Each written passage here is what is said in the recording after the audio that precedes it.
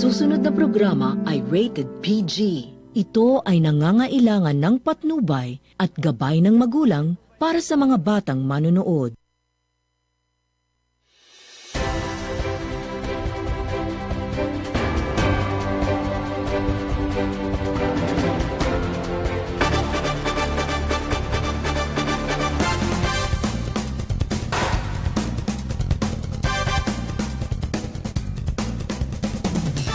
Magandang umaga po ng Friday. Ngayon po ang first Friday ng buwan ng Abril 2017. Ano man po inyong mga plano at ginagawa na sa kasalukuyan, tayo po muling magsama-sama. Dahil po sa ngayong araw na ito ay regular pa rin po ang trabaho sa gobyerno, especially sa national government, pati na ang local, siyempre. Dahil nga po sa malapit na rin ang holiday, malapit na po ang Semana Santa tinatawag nila. So talagang dapat double time, pasok na maaga para marami po tayong magawa. Sa ating lahat ng mga listeners sa DCIR, magandang umaga po sa lahat ng mga viewers sa SMNI News Channel. Sa mga nasa social media, good morning, good afternoon. Tayo po ay muling magsama-sama Usaping Bayan Program. Painit na ng painit po ang panahon talaga, dry season na dito sa ating bansa. Pero ganun pa man, ang mga balita ay kasing init din ang panahon. Katulad nito, una sa ating mga balita, mag-asawang Syrian national, hinihinalang membro daw po ng terrorist group, arestado sa Taguig. Dito ho sa Metro Manila yan. Wow, congratulations. At least pinahuli. Samantala, sa iba nating balita, Pangulong Duterte, pinauukupan na ho sa militar ang lahat ng mga teritoryo ng Pilipinas sa West Philippine Sea. Benham Rice, papangalanan daw ho na Benham Ridge, binago na. Okay, nung isang araw pinag-uusapan Philippine Rice eh. Anyway, kung ano maganda dyan, tingnan natin. Talaga namang ating kasi yan. 13 million hectares yan. Napakalawak po ng lugar na ito. At ilan sa ating mga balita pa rin, pagsibak kay dating DILG Secretary Mike Suino, idinepensa ng Pangulo. Mga sisibaking opisyal, madadagdagan pa. Umano. Wow, sige. Good luck na lang sa kanila. Talaga hong may banta ang Pangulo. Kung di ako nakakamali, by next week yata, meron na naman eh. Walang katuwiran kayo. Pag ayaw at nawala ng tiwala ang Pangulo sa inyo, ang appointing power, ang Chief Executive ay talagang kayo ho ay aalis sa ating gobyerno sa kasalukuyan.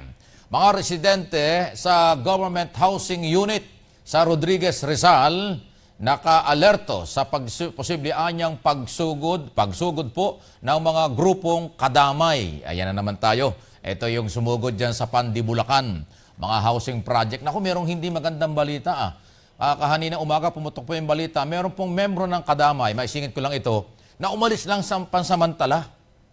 Pansamantala umalis. Pagbalik niya, wala na yung bahay niya, naokupahan ng kapwa kadamay. Ibig sabihin, pati sila nag-aagawa na doon.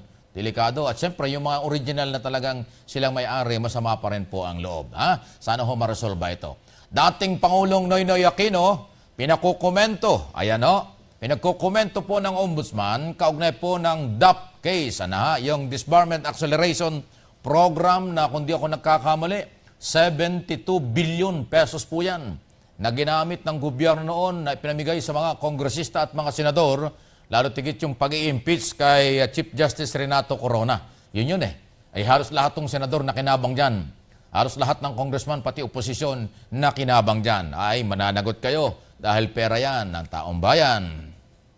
Senador Trillanes, pinabulaanan daw po ang bintang ni Arcelias na binayaran daw upang maging witness laban kay Pangulong Duterte. Ayun, medyo nakakalitong istorya yan. Isang araw, ang sabi nila, ay nasa likod daw ng gobyerno, nagpalabas ng press conference. Ngayon naman, sabi Trillanes, so tingnan natin, mukhang kakaiba, ba't napakarami ng lumulutang na mga ganyan? Hanap buhay ba yan? Sana naman, huwag na kayo maghanap buhay kung ganyan, pagsisinungaling o paninira sa kapwa. Peace talk, ayan, maganda ito. Sa pagitan po naman ng, MILF, Moro Islamic Liberation Front, may ibubunga raw kaysa CPP, NPA, NDF. Talaga? Meron ng interim agreement na pinagtibay kahapon sa Netherlands.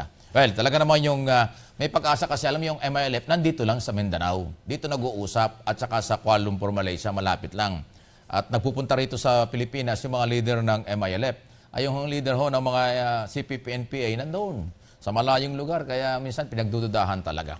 Samantalang higit 70,000 na mga pulis i-deploy daw ho sa buong bansa ngayong Semana Santa. Ayan ho, ayan, ayos. Sana bantayan nyo kaming mabuti lahat, laban sa lahat ng masamang elemento. Congratulations sa PNP at suportahan natin din ang PNP naman para sa tagumpay na kailangang gagawin sa pagbabantay sa seguridad ng bawat Pilipino. Panghuli sa ating mga balita, Pangulong Duterte at Bongbong Marcos dumalo sa birthday. Ayan, party ni Congresswoman Gloria Macapagal Arroyo, ang dating Pangulo. Ayan, masaya doon, parang nagkantahan pa sila eh. Ayos. Ayan ang kailangan natin, nagkakasundo, nagkakasama-sama para hindi ho, nagkakaroon ng problema. Okay? May pahabol tayong balita, hiniling daw ho ng bansang Kuwait ba yan? Okay, akala ko kasama yan. Anyway, sige, mamaya na ho yung ibang detalye ng ating mga balita. At tabayan po nyo ang detalye nito at siyempre sa magitan po ni MJ Mondihar sa pinagsikapan ito ng SMNI News Team. At nandito na po si partner MJ Mondihar. MJ, good morning!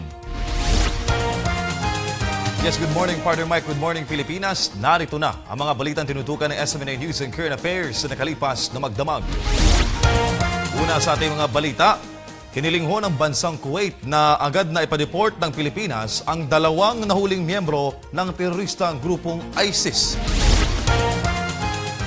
Ang mag-asawang sospek na terorista ay nahuli sa BGC sa Taguig matapos makatanggap ng intelligence report ang mga otoridad na miyembro ng ISIS ang dalawa. Kinalala ang mga ito ng sina Hussein Al-Dhafiri at ang asawang si Rahak Zina na parehong Syrian national.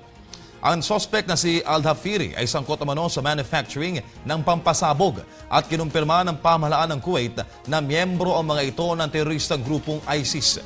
Nakapasok na ang dalawa sa bansa mula sa bansang Qatar at nakabiyahe na rin daw sa Davao City noong Enero. Sa ngayon ay pansamantalang munang ilalagay sa kustodiya ng PNP o Armed Forces of the Philippines ang mag-asawang terorista. Sa ating balita naman, hindi maiiwasan ang pagkakaroon ng hindi pagkakaunawaan sa hanay ng gabinete ni Pangulong Rodrigo Duterte.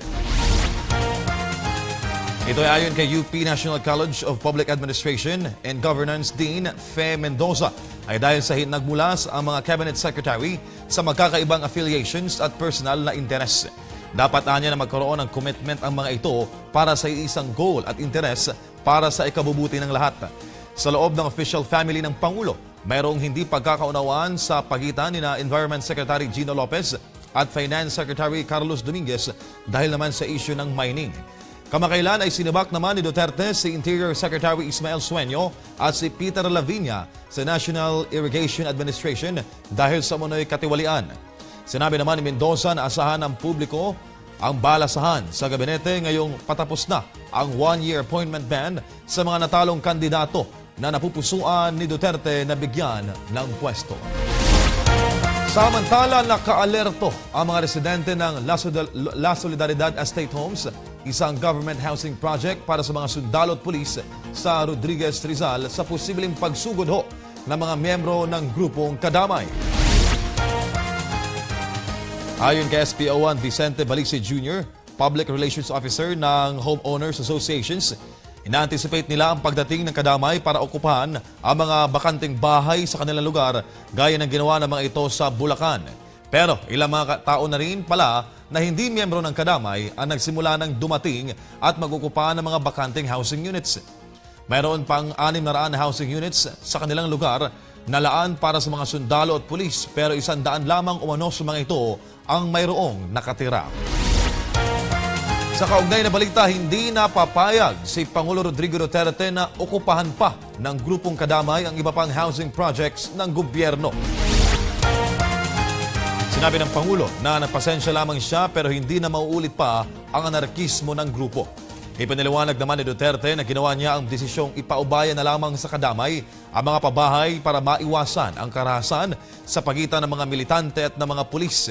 Nakiusap na rin ang Pangulo sa mga sundalo na huwag munang sumama ang loob dahil bibigyan naman siya o naman yan ang mga ito ng mas magandang pabahay. Senador Antonio Trillanes IV, pinabulaanan ang naging pahayag ng isang babae na lumutang at sinabing binayaran siya upang maging witness laban kay Pangulong Duterte. Ang buong detalye ng balita mula kay Jade Calabroso.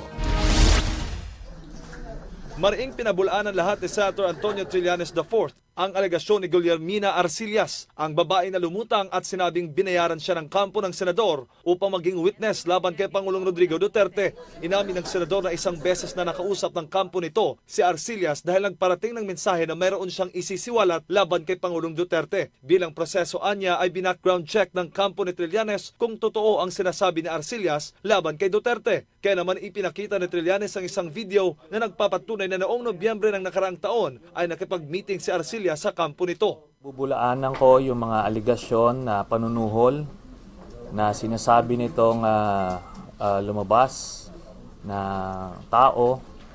Hindi po totoo yan. Alam niyo, itong taong ito ay nagparating sa amin ng mensahe na meron daw siyang sasabihin na negatibo labang kay President Duterte. Ngunit dahil sa kaduda-duda umano ang statement ni Arcillas kung kaya't hindi nila ito ipresenta sa publiko. Nabalitaan ko na lang later on na siya ay may mga hininga ng pera sa iba't ibang mga grupo. So apparently ito yung niya, yung kabuhayan niya. So ngayon lumabas dito ngayon at I seriously believe na pinagkakakitaan na naman niya ito. Bukod rito ay napag-alaman ng kampo ni Trillanes na tila trabaho ni Arcillas ang ganitong gawin na humingi ng pera kapalit ng umano'y nalalaman niya. Kaya naman sa huli, naniniwala si Trillanes na paka na ito ng kampo ni Duterte. Kahapon nga ilumantad na sa publiko si Arcillas at sinabing sinubukan umanong suhulan siya ng kampo ni Trillanes upang maging witness laban kay President Rodrigo Duterte sa ICC at idiin ito sa kasong drugs. Jade Calabroso, SMNI News Channel. Tinanggihan naman ng Anti-Money Laundering Council o AMLAC ang hiling ni Senador Antonio Trillanes IV na isapubliko ang lahat ng bank transactions ni Pangulo Rodrigo Duterte. Ayon sa AMLAC, labag sa Bank Secrecy Law ang request ni Trillanes. Nakasado mano sa ilalim ng nasabing batas na lahat ng bank deposits at transactions ni Pangulong Duterte ay confidential at hindi maaring silipin ng kahit sino man.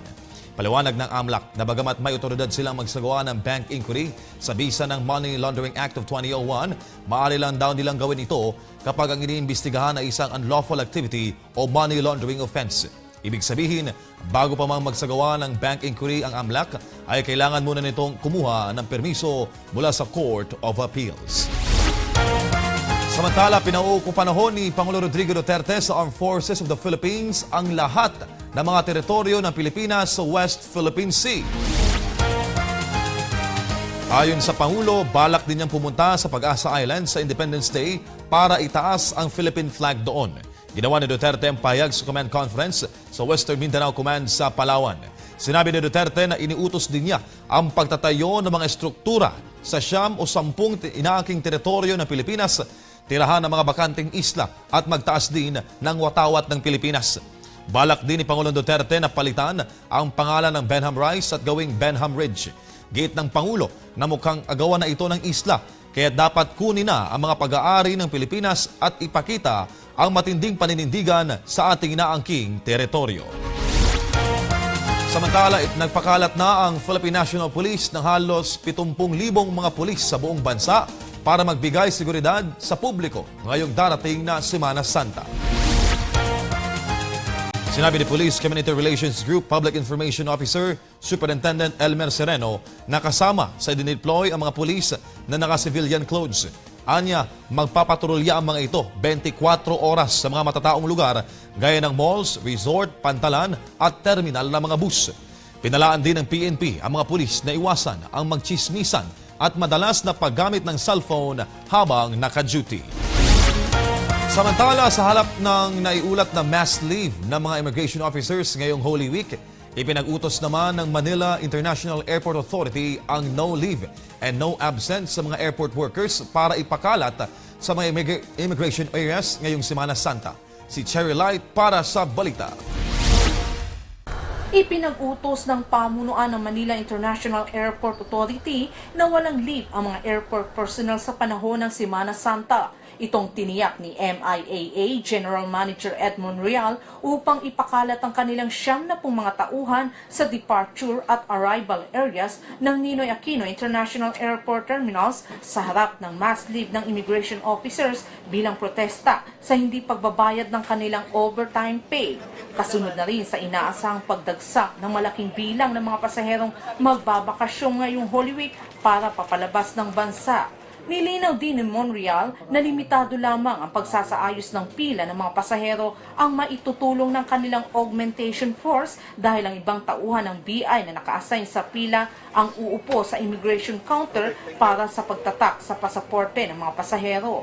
Tiniyak naman ni Monreal na dumaan naman sa wastong pagsasanay ang mga immigration personnel na pauupuin sa mga bakanting counter. Yun po ang sabi ko po, suggestion po namin from MIAA, na kung po pwede, kami na mag-handle ng queuing. Okay, yung pag-aayos ng pila. Yung mga tao nilang naka-uniforme at directly employed by immigration, doon na po sila umupo sa counter para makatulong po sa pag-stamp. This is in addition to what has been promised by immigration na magdadala po silang 125 to 150 personnel here. Bukod dito, una na rin nagpahayag ang BI na nagpalabas na ng direktiba si BI Commissioner Jaime Morente sa mga immigration officers at iba pang workers na naka-assign sa BI main office at subport offices na magjo-duty sila sa panahon ng Semana Santa sa paliparan. Inaasahan na 150 immigration officers ang tatalima sa naturang direktiba. Kaugnay nito, nakiusap si Monreal sa mga pasahero na sumunod lamang sa mga patakaran ng paliparan, gaya na lamang ang paglalaan ng 3 hanggang 4 na oras bago ang kanilang paglipad upang maiwasan ang anumang abala sa kanilang pagbiyahe. We will be kind of strict in terms of access control for this 2 weeks. For the next week, precisely because we would like to limit the people coming in and out of the terminal. So yung may mga request posting sa inyo o kaya ibang mga kababayan natin na gustong pumasok, medyo lilimitahan po namin unless it's very urgent that they'll be able to go inside the terminal.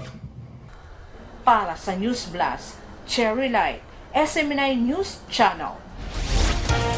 At kasabay ng pagpasok ng summer season, ilulunsad naman ng Philippine Postal Corporation ang mga stamp na kinatatampukan ng mga tropical fruits o mga prutas na patok tuwing tag-init na matatagpuan dito sa Pilipinas. Idinisenyo ang PhilPost graphic artist na si Rodine Teodoro ang mga bagong stamp na may ilarawan ng pomelo, tamarind, calamansi, chesa, biriba, dragon fruit at Philippine wild raspberry. Bawat prutas ay mayroong tig 3 milyong o higit pang kopya na ipinakalat ho ng PhilPost na mabibili mula sa halagang piso hanggang 100. Layo ng PhilPost na maipapabatid sa publiko ang kamalayan ng ilang mga sikat na prutas na tinatangkilik dito sa Pilipinas at maging sa ibang bansa ay sariling atin. Samantala, dumalo naman si Pangulo Rodrigo Duterte sa birthday party ng dating Pangulo at kasalukuyang Pampanga Representative Gloria Macapagal Arroyo sa bahay nito sa La Vista Subdivision sa Quezon City. Bukod kay Duterte, dumating din sa okasyon ni Arroyo si dating Senador Ferdinand Bongbong Marcos. Kasama ni Duterte sa party ang kanyang common law wife na si Hanelet Avancena at anak na si Veronica. Bumati naman at dumating din sa party si Senador Richard Gordon. At yan ang mga balitang hatid namin sa inyo sa umagang ito. Para sa karagdagang news updates, maaari niyong i-follow ang aming social media accounts sa Facebook, YouTube at Twitter. Balik sa iyo, kapartner Mike. Thank you, MJ. Itong mag-asawang Syrian national ang nahuling sinasabing terorista. Sana'y ma-double check na talaga mabuti kung terorista yan. Kasi kung hindi terorista, ay may problema. Kung terorista naman, problema rin. Dahil kasi, ibig sabihin, napapasok na tayo, MJ. Lalo tigit, nandito raw sa may Taguig, Metro Manila, at nakapagbiyahe pa ng Visayas at Mindanao, MJ.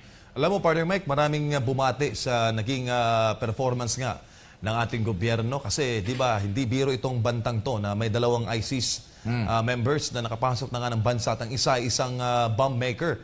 So congratulations sa ating mga otoridad at sa inyong malaking accomplishment.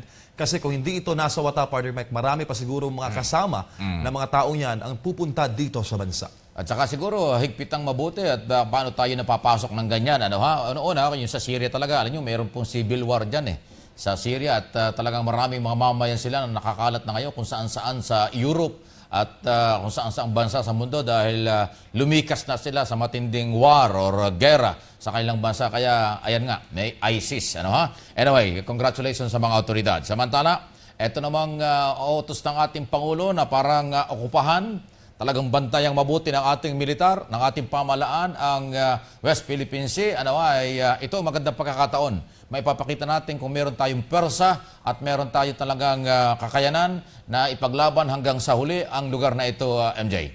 Tama ka dyan, Partner Mike, at nung nagdaang eleksyon, ating magugunitan na naglabas ng pangako ang Pangulo na kung siya daw mananalo sa eleksyon, pupunta ito ng West Philippine Sea, sasakay ito ng speedboat at daladala ang bandila ng Pilipinas. So talagang ito na yata yung sinasabi ng Pangulo na gagawin niya ang nasabing pangako. Well, hindi lang yung military ang kanya pupuntahin. Ang may balita nga na by June 12, Independence Day ng Pilipinas yan. Doon yata niya gagawin yan. Sige, abangan natin. June pa naman yan. Kung talagang sila ipupunta dyan, ang Pangulo talaga dyan sa West Philippine Sea. Samantala, eto medyo akala natin tapos na pero umiinit dahil kasi magkaiba yung paliwanag. Ang sabi ni dating Secretary Mike Suino, siya ay hindi binigyan ng due process, misinformed daw si Pangulong Duterte kaugnay ng tunay na nangyayari sa DILG, especially ang kontrata tungkol sa Pytrax. Sabi naman ng Pangulo, hindi siya magiging biktima ng misinformed kasi raw, sabi niya, abogado siya at binasa niya ang mga report, MJ. Pero sa kabilang banda, Partner Mike, walang sama ng loob. At Yan, walang hinanakit. totoo naman yan. Itong si dating Interior Secretary Ismael Sueño kay Pangulo Duterte at bagkus nagpasalamat pa ito nga sa Pangulo sa bihirang pagkakataon na binigay sa kanya na magserbisyo kahit sa konting panahon lang sa DILG at siniguro nito na ang kanyang 100% suporta pa rin sa mga programa ng Pangulo. Nagpapatunay lang yan, napakahirap po ng pumasok sa gobyerno. Hindi lang ho yung trabaho, hindi lang yung public service, kung hindi yung security of tenure talaga. Dahil talaga under kayo ng Executive Department, ng appointing power, ng Chief Executive, anytime na hindi po at nawala sa kanya ang tiwala o nawala ng tiwala ang Pangulo, sa inyo ay talagang tanggal kayo. Totoo man o hindi ang akusasyon. Kasi talagang hindi naiiwasan ng nagsisiraan, naglalaglagan, para lang sa mga business interest ng ilang mga politician sa likod ng mga pangyayaring ito. Kaya good luck na lang doon sa mga kasalukuyan MJ na nakapwesto. Dahil kasi kaya ako sinasabi ito, meron pa raw susunod. Tama ka dyan, Partner Mike, at parang nasilip din yata yung negosyo ni dating Interior Secretary Sueño kasi nga malago yung isang negosyo daw ngayon ni Sueño. Kaya parang nailink na parang doon daw napupunta yung mga kinorap niya sa kanyang negosyo. At sinabi naman niya na tutok daw yung kanyang family o kanyang pamilya sa nasabi negosyo kaya ngayon maunlad at sinabi niya na ngayon wala na siya sa gobyerno ay balik pribadong buhay na ito at aasikusuhin niya ang kanyang farm sa Davao. Okay, at sige, pabayan natin. Ang hamon naman ni Secretary Suino, ay kasuhan siya, imbestigahan at kasuhan siya. Dahil sabi nga niya, wala namang anomalya yung Petrax, hindi pa nga nababayaran Wala pa nga na ilalabas na pera, paano makakaroon ng korupsyon? Anyway, samantala, itong mga residente po ng mga government housing, diyan po sa may Rodriguez Rizal, ay mukhang, kailangan talagang bantayan, mukhang inaabuso ng kadamay, pasintabi na po itong pagkakataong ibinigay sa kanila. Basta nakakita sila MJ ng mga housing project, gusto nilang i-take over kaagad, kaya kailangan talagang magbantay na mabuti. Hindi lang yan, nanawagan din ng mga kadamay dyan sa Pandibulacan na Pangulo, ngayong amin na ang bahay, baka pwede mong palagyan ng tubig at ilaw at saka bigyan mo na rin kami ng trabaho. Kulang na lang, Partner Mike, sabihin nila na, Pangulo, pengin pagkain, nagugutom kami. Parang abuso naman masaya. Bakit naman lahat? Ay kung lahat ng Pilipino iaasa ang buhay sa Pangulo, walang magagawa ang presidente, walang magagawa ang gobyerno. Nung araw ko pa sinasabing, huwag naman nating iasa lahat sa gobyerno. Ang gobyerno gagabay lang sa ating pangailangan, pero hindi sa lahat ng oras at bagay. Hindi ba ganun kasimple? Samantala, well, ito naman, mukhang si dating Pangulong Aquino ay mukhang tinuluyan talaga, although yun naman ang tamang proseso, kinasuhan siya at binibigyan naman siya ng Office of the Ombudsman ng tamang pagkakataon na idepensa ang kanyang sarili. Kaya tingnan natin kung anong kahinat niya nitong mga kaso laban sa dating Pangulo.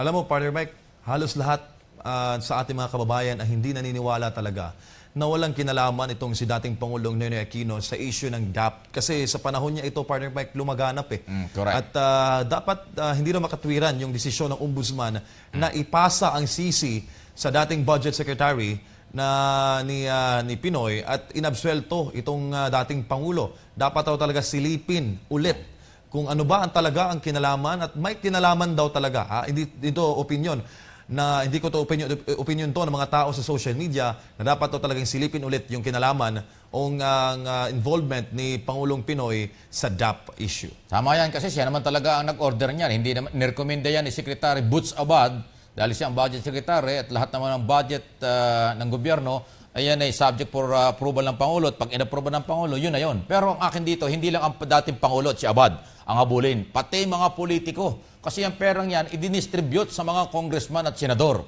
mga opposition o administration ng mga panahong yon. Lagi ko pong inuulit, nung sa Senado, alam ko yan kasi nag-cover ako dyan sa usapin ng pag-i-impeach na yan. Lumalabas doon, 3 senador lang ang hindi tumanggap.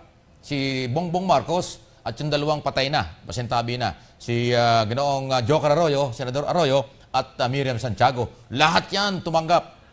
Maliban lang sa mga bagong senador ngayon. At mga kongresista, kahit oposisyon, tumanggap din. Pinakamaliit niya, 10 million Pinakamalaki, yung iba, nakaabot yata ng 100 million pesos. MJ. Pero alam mo ba, nag-react yung isang senador. Ngayon, yung senador na best friend ng ating Pangulo. Sabi niya na lahat daw ng pinagastusan ng kanyang DAP ay nakalista at naka-audit sa COA. So parang unang nagmamalinis at wala namang minention yung ating pamahalaan sa lahat ng mga senador. Yung tinutukoy ko, partner Mike, yung si Senador Trillanes. Sinasabi niya na malinis ang kanyang konsensya at nagastos raw ng tama yung lahat ng pondo na nanggaling sa kanyang DAP. Hindi, pero pwede naman yun sa isang banda. Nakabuti rin yun. Kung bakit? Hindi na mahirapan yung mag-iimbestiga dahil umamin na siya na merong siyang natanggap at nagamit naman niya. Ang aking kinababahala, yung iba tahimik. Bakit hindi kayo nagsasalita? Bakit hindi kayo maamin? Tutuusin, tama pa nga si Trillanes dahil umamin na So, alam na niyang gumamit siya, so mag-imbestiga kayo. Ang iba dyan kasi nagmamalinis. Yun ang masakit, MJ. Inaasahan natin, partner Mike, na sa lalong madaling panahon ay ilalabas na ni dating Pangulong Aquino ang kanyang komento sa yung ngang hirit sa kanya kaugnay sa DAP issue. Okay. Thank you, MJ. Mga kaibigan, yan po ang mga balita at sa likod ng mga balita na aming hinihimay-himay sa unang bahagi ng Usaping Bayan Program. Babalik po kami sa ilang sandali.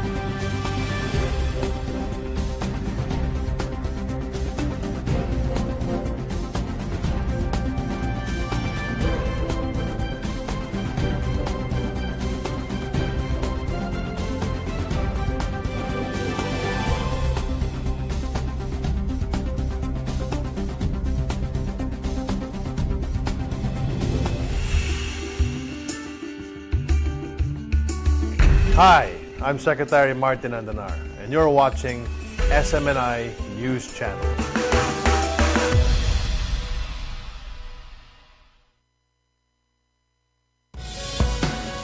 Fragrant Harbor, Asia's world city. These are how the world perceives Hong Kong. But behind the portrait of superficial prosperity, that everybody sees as one of the world's most dynamic metropolis is a deep spiritual epidemic that has been afflicting humankind. Where I am today, the appointed Son, to be a standard of salvation for all humanity.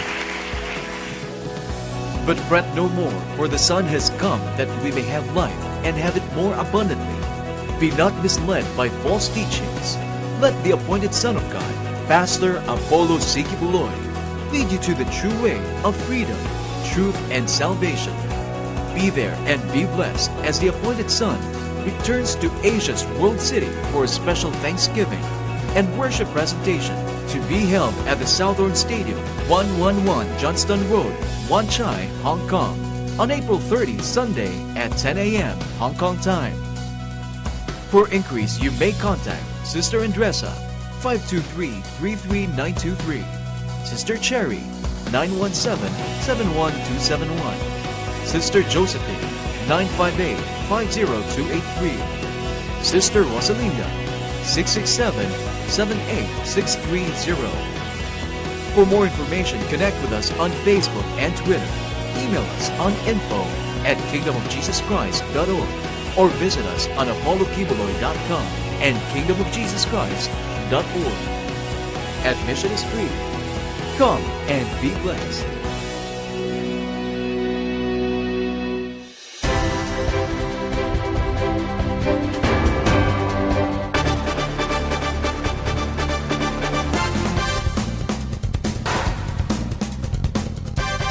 Nagbabalik na po kami at muli magandang umaga, good morning, good afternoon, good evening. Yan po ang ating laging binabanggit kasi nga po yung mga nasa social media, nasa internet, website, Facebook, ayan, ay nandyan po sila.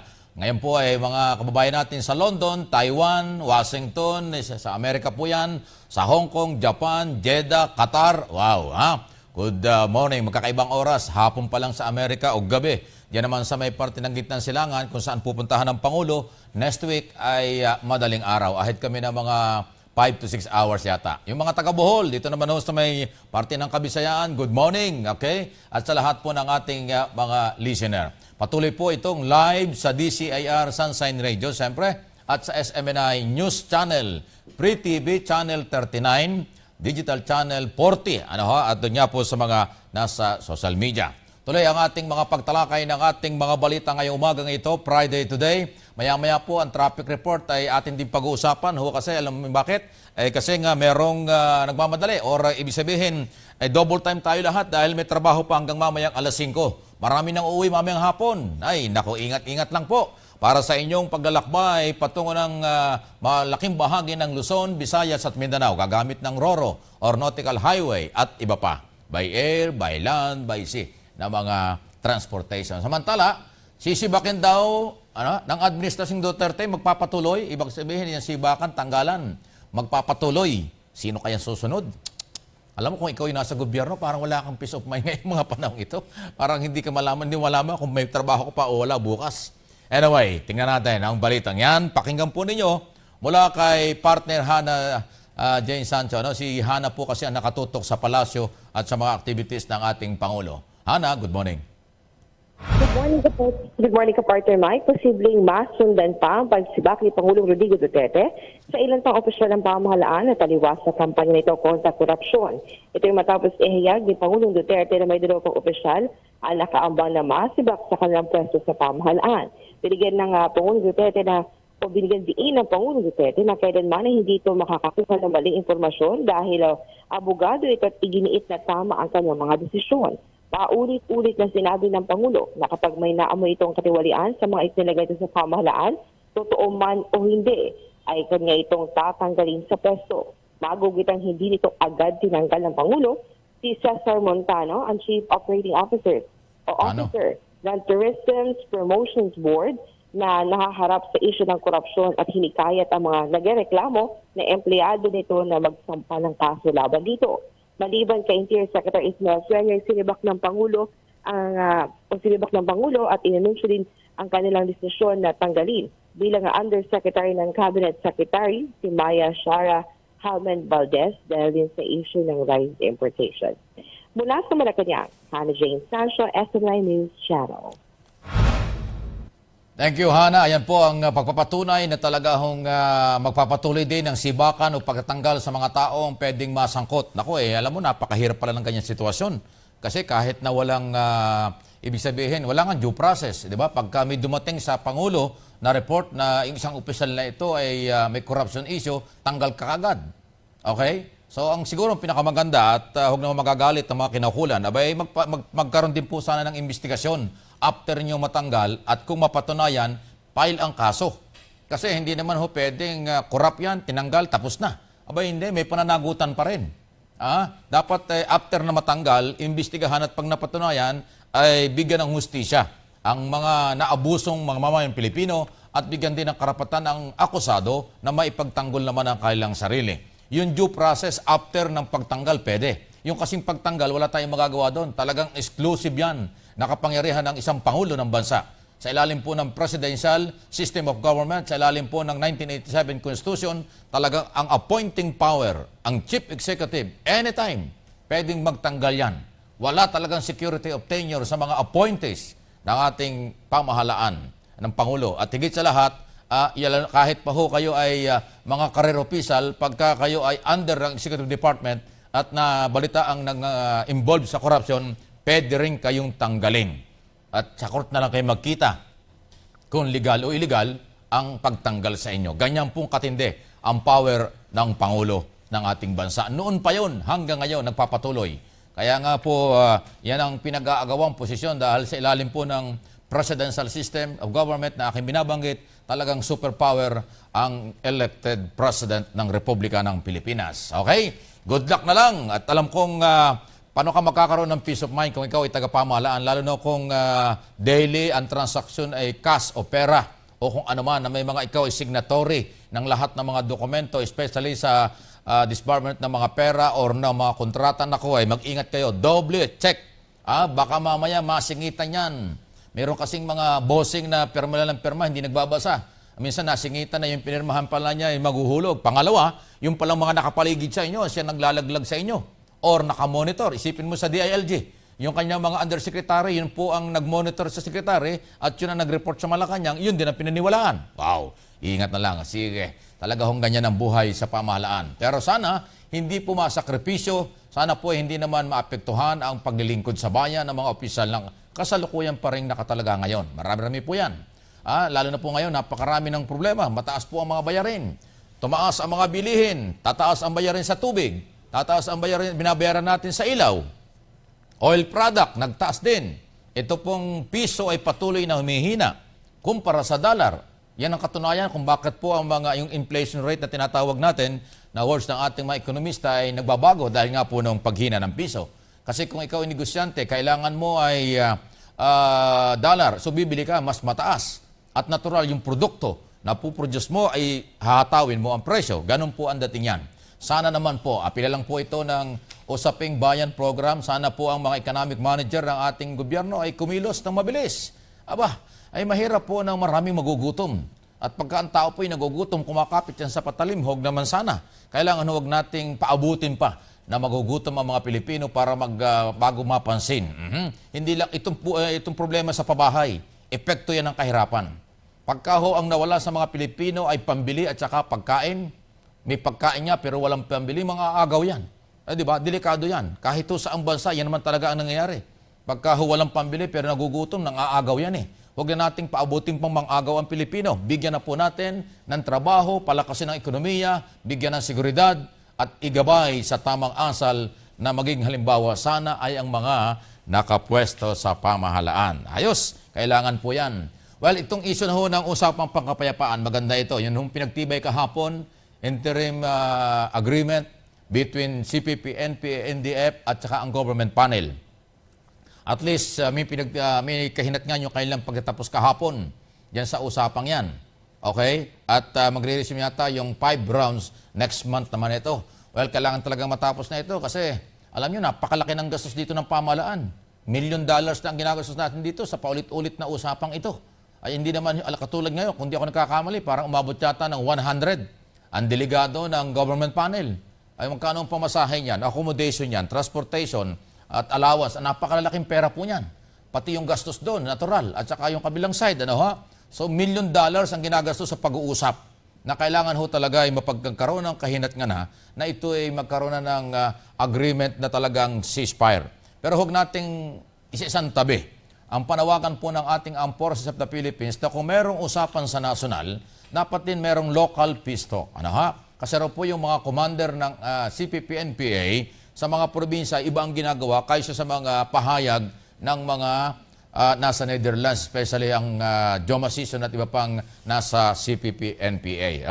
Ang magandang balita, ito naman tungkol sa gobyerno at ng MILF, ay makakabunga daw ito, baka daw mas okay pa ito kaysa sa iba. Ayos, basta ang kapayapaan sa Bangsamoro, sa mga komunista at iba pa ay maayos ito, may pag-asa sa pag-develop, pagtatagumpay ng bawat Pilipino para ho sa inaasam-asam na matagal ng panahon na magandang buhay. Para hindi na tayo maging OFW o hindi nalalabas ng Pilipinas kung may magandang hanap buhay. May magandang opportunity para sa ating lahat. Hindi katulad ngayon, nag-aaral pa lang, ano ang plano mo? Gusto kong mag-OFW. Ay, may mga ganun eh. Ano ang plano mo? Gusto kong mag-abroad para magtrabaho. So, hindi inisip o nabanggit man lang na gusto kong mag-aral at makatapos at makapagtrabaho dito sa ating bayan at makatulong sa ekonomiya at kabuhayan ng pamilya. Ano ha? Lahat halos ay para sa pamilya pero ang layunin, umalis ng bansa. Kaya pasintabi na tayo, parang mas maraming kalakal ay Pilipino eh. Yung tao nagiging kalakal. Sa halip ng mga produktong Pilipino ay ating i-export, ano ha, para pumasok ang dolyar dito kasi ang importante yung export. Ano ha, nag-i-import tayo pero nag-i-export din tayo. Ibig sabihin yung ating mga produkto ay tinatangkilik ng ibang bansa. Pagka po ganun, papasok sa atin ang dollar. Kaysa sa puro tayo importation, ilalabas ang dollar, di ba? Kailangan natin pumasok ang dollar dahil kasi, alam ba ninyo na sa pag-aaral, umaabot na po ng $6.2 trillion ang ating utang. $trillion, ha? Ganyan po ang ating malaking pagkakautang sa labas ng bansa at maging ang local, papaano ang interest nito? Kaya kung patuloy pong natiling mahigit na 50 pesos ang $1 abay, ang laki, ang masakit talaga yan. Alam na alam ito ng mga economic manager o ng mga ekonomista sa pribadong sektor, baka tahimik lang sila at nakikiramdam. Okay? Sana naman po yan isa sa mga dapat ay pagtuunan ng pansin. Nakareses pa rin po ang ating Kongreso at Senado. Marami mga pinag-uusapan at panukalang gagawin nila pagpasok nila sa Mayo. Next month na po yan. Okay? So mahaba-haba. Sana po naman ay pagpasok nila ng Mayo ay kaagad-agad mga panukalang batas na magbibigay ng suporta sa pang-ekonomiya at iba pa kaysa sa matabunan ng politika. Kaya ako binabanggit ito kasi dalawa po yung nagbubungguan na impeachment na nakapal sa Congress na pareho pang matitinding posisyon, Pangulo at Pangalawang Pangulo. Kung dyan po nila uubusin ng oras o panahon para talakayin yan, pag-usapan na baka maipit ang maraming panukala tungkol sa pagbabago. Ito na lang hong problema ng immigration. Kailangan dito batas. Gumawa sila ng batas na para mabayaran itong atin pong mga nag-overtime na mga immigration personnel na binito ng Pangulo doon sa ilalim po ng General Appropriation Act. Isa pang batas na dapat gawin, yung pong nangyari dito sa mga kadamay o housing project ng military at police. Specific po sa General Appropriation Act, yung budget para sa mga housing project ng sundalo at police. Pero tinake over ng kadamay. So ibinigay na sa kadamay. So nawalan ngayon ng police at military. Kailangan ho ang pera, ang batas para ho sa ganyang klase mga programa. Okay? Samantala, Oplan Semana Santa, ipinapatupad na raw po ng Philippine Coast Guard sa mga pantalan sa buong bansa. Ito, tama-tama ito. Napakalawak po ng responsibilidad ng Coast Guard. Siguro sana ang Philippine Navy ay tumulong din, mga local executives sa inyong mga lalawigan, bantayan ng mga magbabakasyon ng mga Pilipino. Michael Montes sa report. Mike? Yes, magandang umaga sa kapatid Mike. Nagsimula na nga na magtalagaan ng mga tauhan ng Philippine Coast Guard sa bahagi ng Manila North Port at iba pang mga pangunahang pier sa bansa upang kaugnay ng pagpapalabas o paglalagay na ng mataas na antas na alerto ng Philippine Coast Guard para sa Oplan Semana Santa. Ayon kay Commander Arman Balilo, tagapagsalita ng Philippine Coast Guard, katawang din ng mga operatiba ng Philippine Ports Authority, PNP, habang may mga pinakalat na mga kinain na partikular na nababantayan para maayos at ligtas ang paglalayag ngayong Semana Santa ng two navigable highways kabila na dito ang Manila, Bicol, Matnog, Sorsogon at Visayas naman at Samar, Leyte area, habang ang isa pang nautical highway ng Manila, Batangas, Mindoro, Katiklan, Rojas, Iloilo, Zamboanga, Dakaka. Magpapalipad din ng susunod na mga araw ang kanilang mga air assets para i-monitor ang dagsa ng mga bakasyonista sa mga pier tulad lamang ng Batangas area. Para sa Sergio Mike Almotica Partner mo sa balita at serbisyo. Thank you, Mike. Ayan ang pangkalahatan na paghahanda ng ating Philippine Coast Guard. Pero katulad ng sinabi ko, hindi ho pwedeng Philippine Coast Guard lang. Dapat to ang mga local executive, mga mayor, governor o mga barangay chairman ay mag-provide din po kayo ng seguridad at proteksyon sa ating mga kababayan. Lalo na yung mga local pier, yung maliliit na mga pier sa mga isla-isla.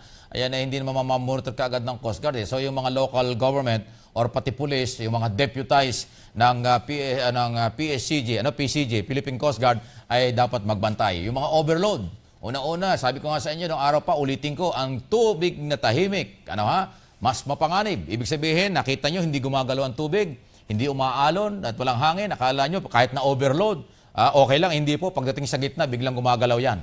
Pag humangin, may paglalagyan kayo. Kaya hindi ko kayo tinatakot, dapat lang ho ay maging handa. Kasi sabi niya, sige pa, sakay pa, maluwag pa. Sige pa, hindi naman maalon eh. Ay patay kang bata kapag pagdating sa gitna, nagkaroon na ng hanging paggalaw, ay talagang disgrasya yan. JC Santo Domingo ng Metro Base, Metro Manila Development Authority, ating munang alamin ang lagay ng traffic. Importante po ito, mag-aalas 8 na po na umaga. Mamaya pong pangalawang oras, ngayong babanggitin ko na, meron po kami mga bisita rito, congressman at mga iba pang aming guests, maya-maya po yan. Pero bago yan, ito na muna, si JC Santo Domingo. JC, good morning! Good morning po sa inyo, Sir Mike, at sa inyong mga tagapagaling ng Sunshine Radio. Ang lagay ng trapiko sa mga station lang po natin ang kahabaan ng EDSA southbound at sana po pagbibigyan dyan po sa may area ng Cubao, Monte de Piedad. Tuloy-tuloy po yan hanggang matik tayo dyan sa may area ng Buendia, Makati. At magluluwag naman po yan pagsapit po dyan sa may area ng Ayala Avenue hanggang matik na po tayo dyan sa may area ng Mall of Asia. Ang kahaba naman po ng EDSA northbound, asahan po mabigat na usad ng dalo trapiko dyan po sa may area ng Magallanes Flyover hanggang marting na po tayo dyan sa may area ng Pasay Road, Arnaiz. At magluluwag naman po panandalian niya pagsapit lang dyan sa may area ng Kalayaan hanggang marting Estrella. Ngunit pagsapit ng Orense hanggang marting ng Guarix Drive ay maaaranas natin mga motorista na maskip ng usad ng dalo trapiko. Magluluwag naman po yan pagsapit dyan sa may area ng Ortigas Flyover hanggang marting po tayo dyan sa may area ng EDSA Santolan.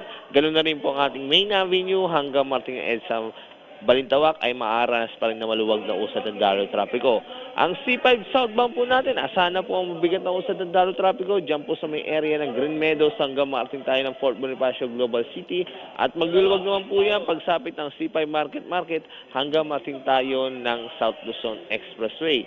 Ang C5 northbound po natin, asahan na po ang katamtamang pagbagal dyan po sa may area ng Green Meadows hanggang marting ng C5 Libisang at magluluwag naman po yan pagsapit ng Blue Ridge hanggang marting tayo dyan sa may area ng Old Balara.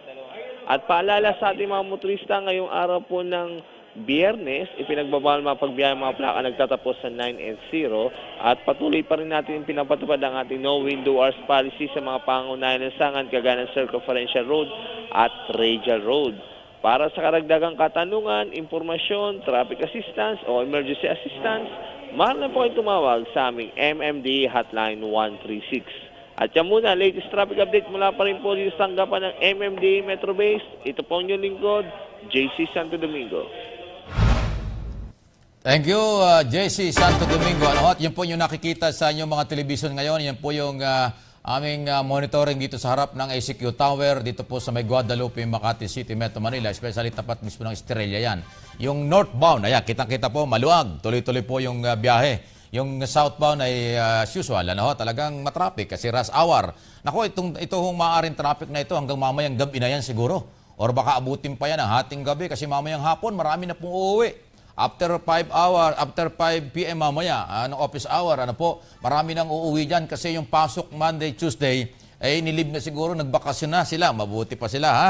So, ingat-ingat lang po, kaya siguradong busy na ang ating South, North Expressway, pati ang ating mga Roro, at ang ating mga iba pang mga public transport by air, by sea, by land. At ang ating mga shipping company, palagi ko magiging busy rin po sila. Samantala, break muna po kami. Tapos na ang 1 hour ng ating Usaping Bayan program ngayong umagang ito ng First Friday ng April. Mamaya po sa aming pababalik, kaya aming pong bisita ang Education Party List, si Congressman Salvador Vilaro. Tama ba? Okay. So siya po ang ating magiging bisita mamaya sa aming pagbabalik. Sandali lang po.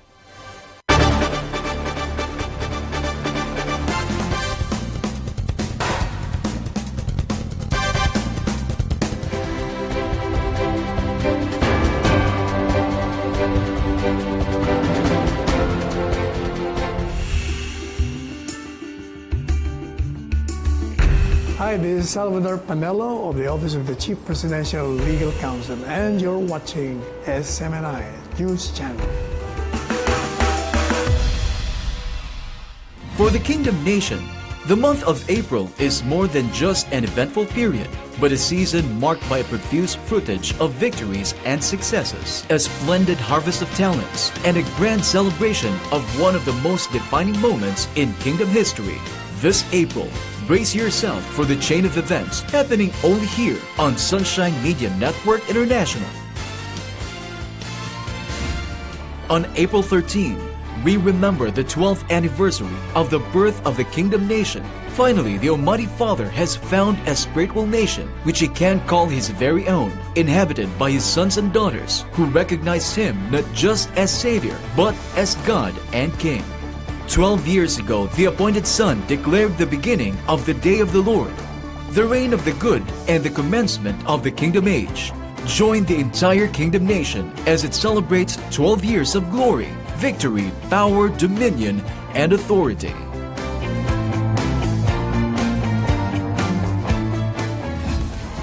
The salt of the earth, the light of the world, the Father's mighty army of goodness. They are the Son's emissaries, and in this year's 15th International Youth Congress, these young eagles are going to fly home to their abode, the New Jerusalem. It's going to be a splendid harvest of talents as they showcase their endowments for the Father's glory. Be there as SMNI keeps you posted on the action-packed gala, highlighting the young future leaders of the Almighty Father's Kingdom Nation.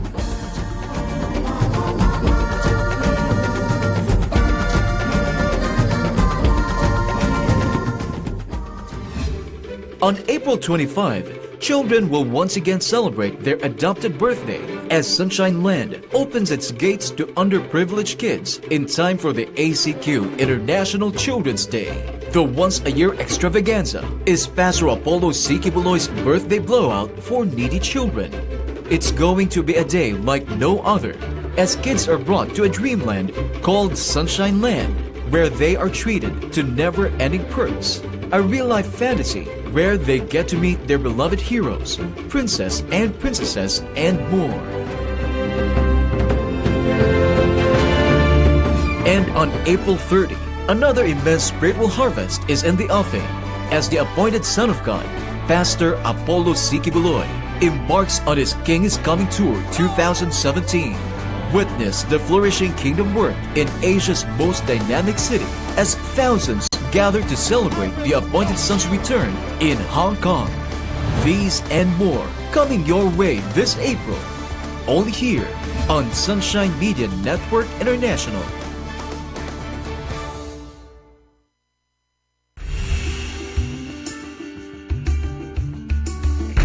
Hi, I'm Jimmy Bondoc, AVP for Entertainment at PAGCOR, and you're watching SMNI News Channel.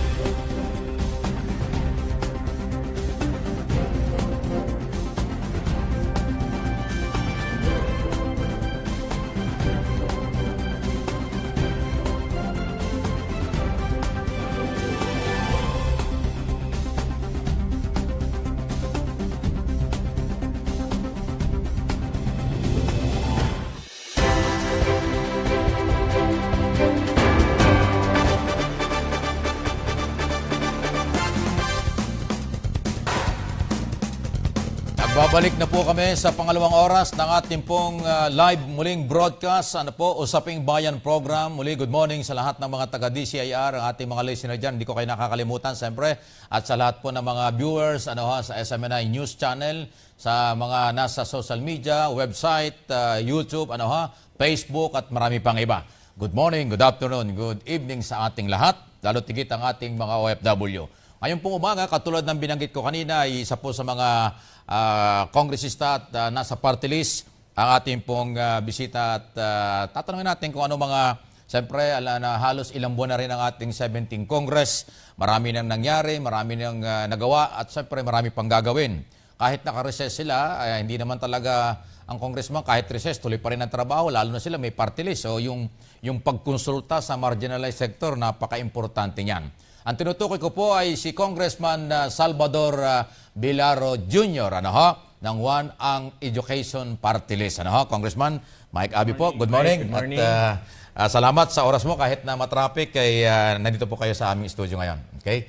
Well, Kong, itong inyong organization, napakahalaga, education. So, isang marginalized sector talaga na kailangan na mayroong kumakatawan at saka reforma, ma-update. Unang-una, sabi nga natin, basta mga bata nakapag-aaral, basta may pinag-aralan ng mga Pilipino, malayo ang mararating at yan ang magandang kinabukasan. So, sa tingin ba ninyo, mayroon pang mga dapat reformang gawin sa Executive Department, sa Department of Education o sa Congress? Kailangan pa ng mga bagong batas, Kong?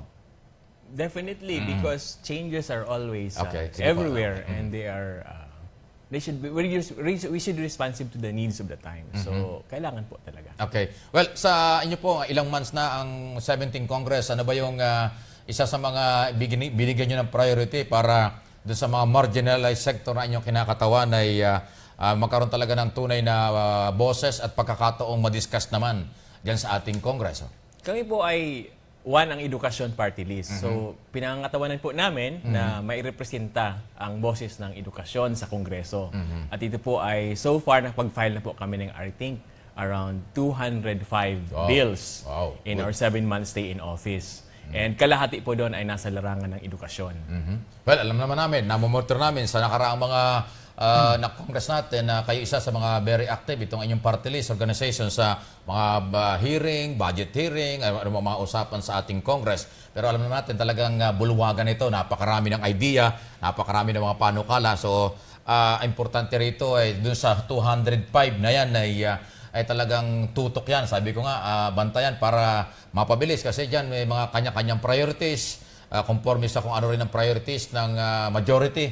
So, hindi ba kung kailangan matutukan talaga yung mga panukalang ito dahil ito ang kailangan sa pagbabago sa education natin sa ating kabataan?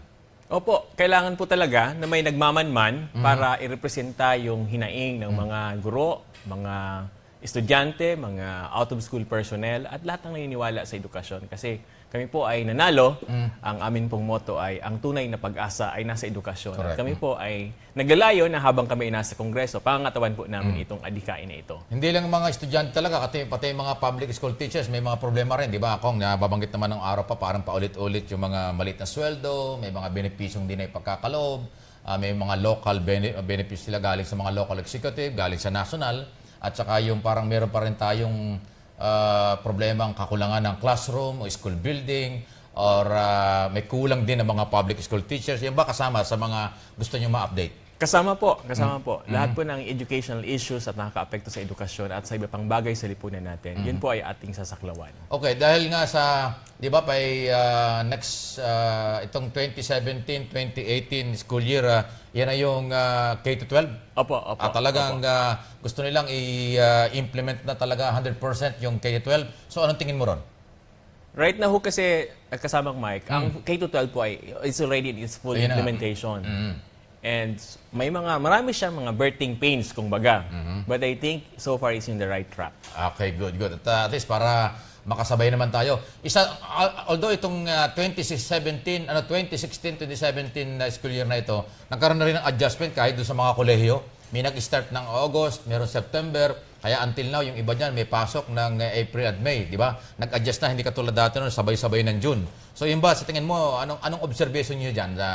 Nag-improve ba? Ibig sabihin, nakabuti pa dun sa isa na maiwasan daw yung pagkatag-ulan, binabaha sila, or maibisan din yung traffic na parang sabay-sabay pagka bakasyon, wala talaga lahat. Pero ngayon, medyo may adjustment. Meron kaming bill dyan kasamang mic na final.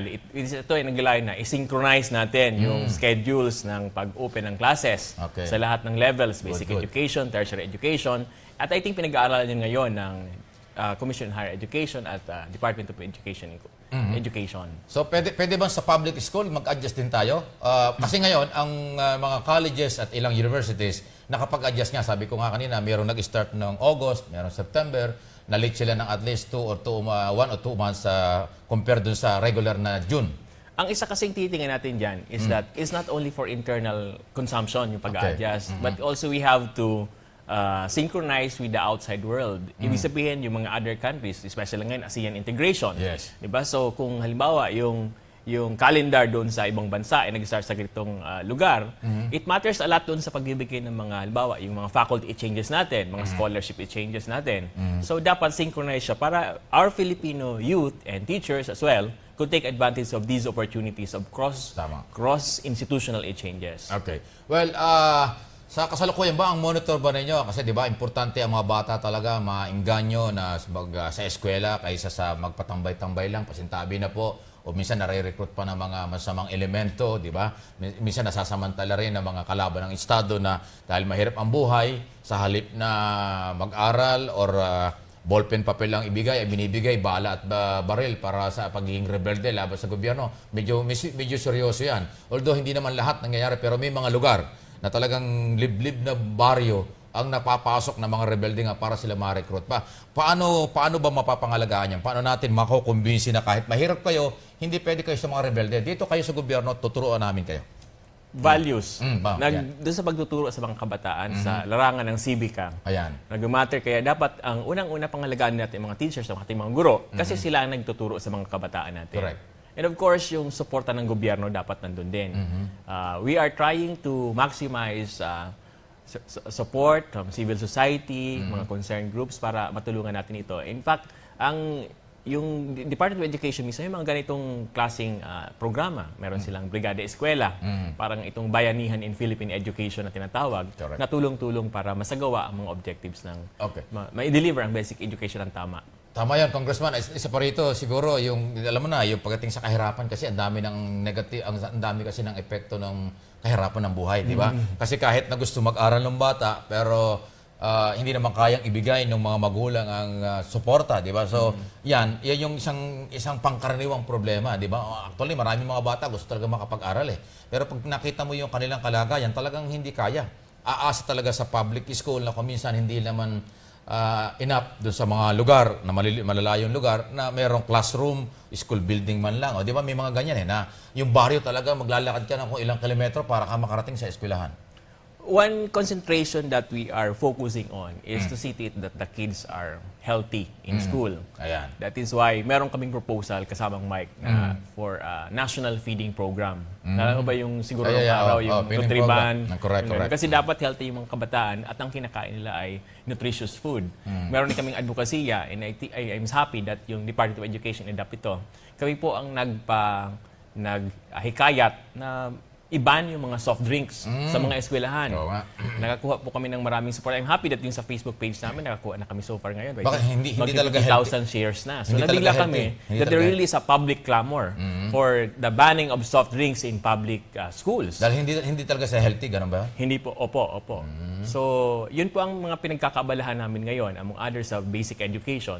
We are fighting for a nutritious environment for our children. Okay. Well, sa public school yan. Pero dahil kayo congressman, national po yan, party list. So, pati yung high school, universities and colleges, sakop din yan. Kailangan malalayan. Ngayon, ang pinakamalaking problema sa kolehiyo ay kahit na ho sa elementary high school, ay yung private school na, medyo madugo, medyo malaki ang gastusan. Yan ang, di ko alam. Kaya para bang ang dating nga nila, biro ito to, parang mag-aaral ka lang, binili mo na yung pinag-aralan mo, parang hindi ka tinuruan o hindi ka tinuluyan, na tulungan, kung hindi ang dating, binili ko ito dahil napakamahal ng bayad. At yearly, quarterly, nag-i-increase. Paano natin po ito, hindi naman pwedeng pagbawalan, pero medyo makontrol naman. Kasi baka po dumating araw talagang hindi na kayanin ng mga magulang ang pagpapaaral ng mga anak. Mga scholarships, kasamang Mike, isang sagot ito. Meron pong mga nakapendingin sa Kongreso na Scholarship. free college education plan, college education program. Naalala mo kasamang Mike, di ba, nagbigay yung ating budget ngayon ng additional 8.3 billion Secretary pesos. Jokno. Opo. So, because of that, medyo may issue doon kung paano mo sustain itong 8.3 billion. Kasi pag ang scholarship, di ba, hindi mo naman pwedeng yung isang bata ay mag-aral lang ng isang taon. Dapat masustain siya. Baka maubos na yon.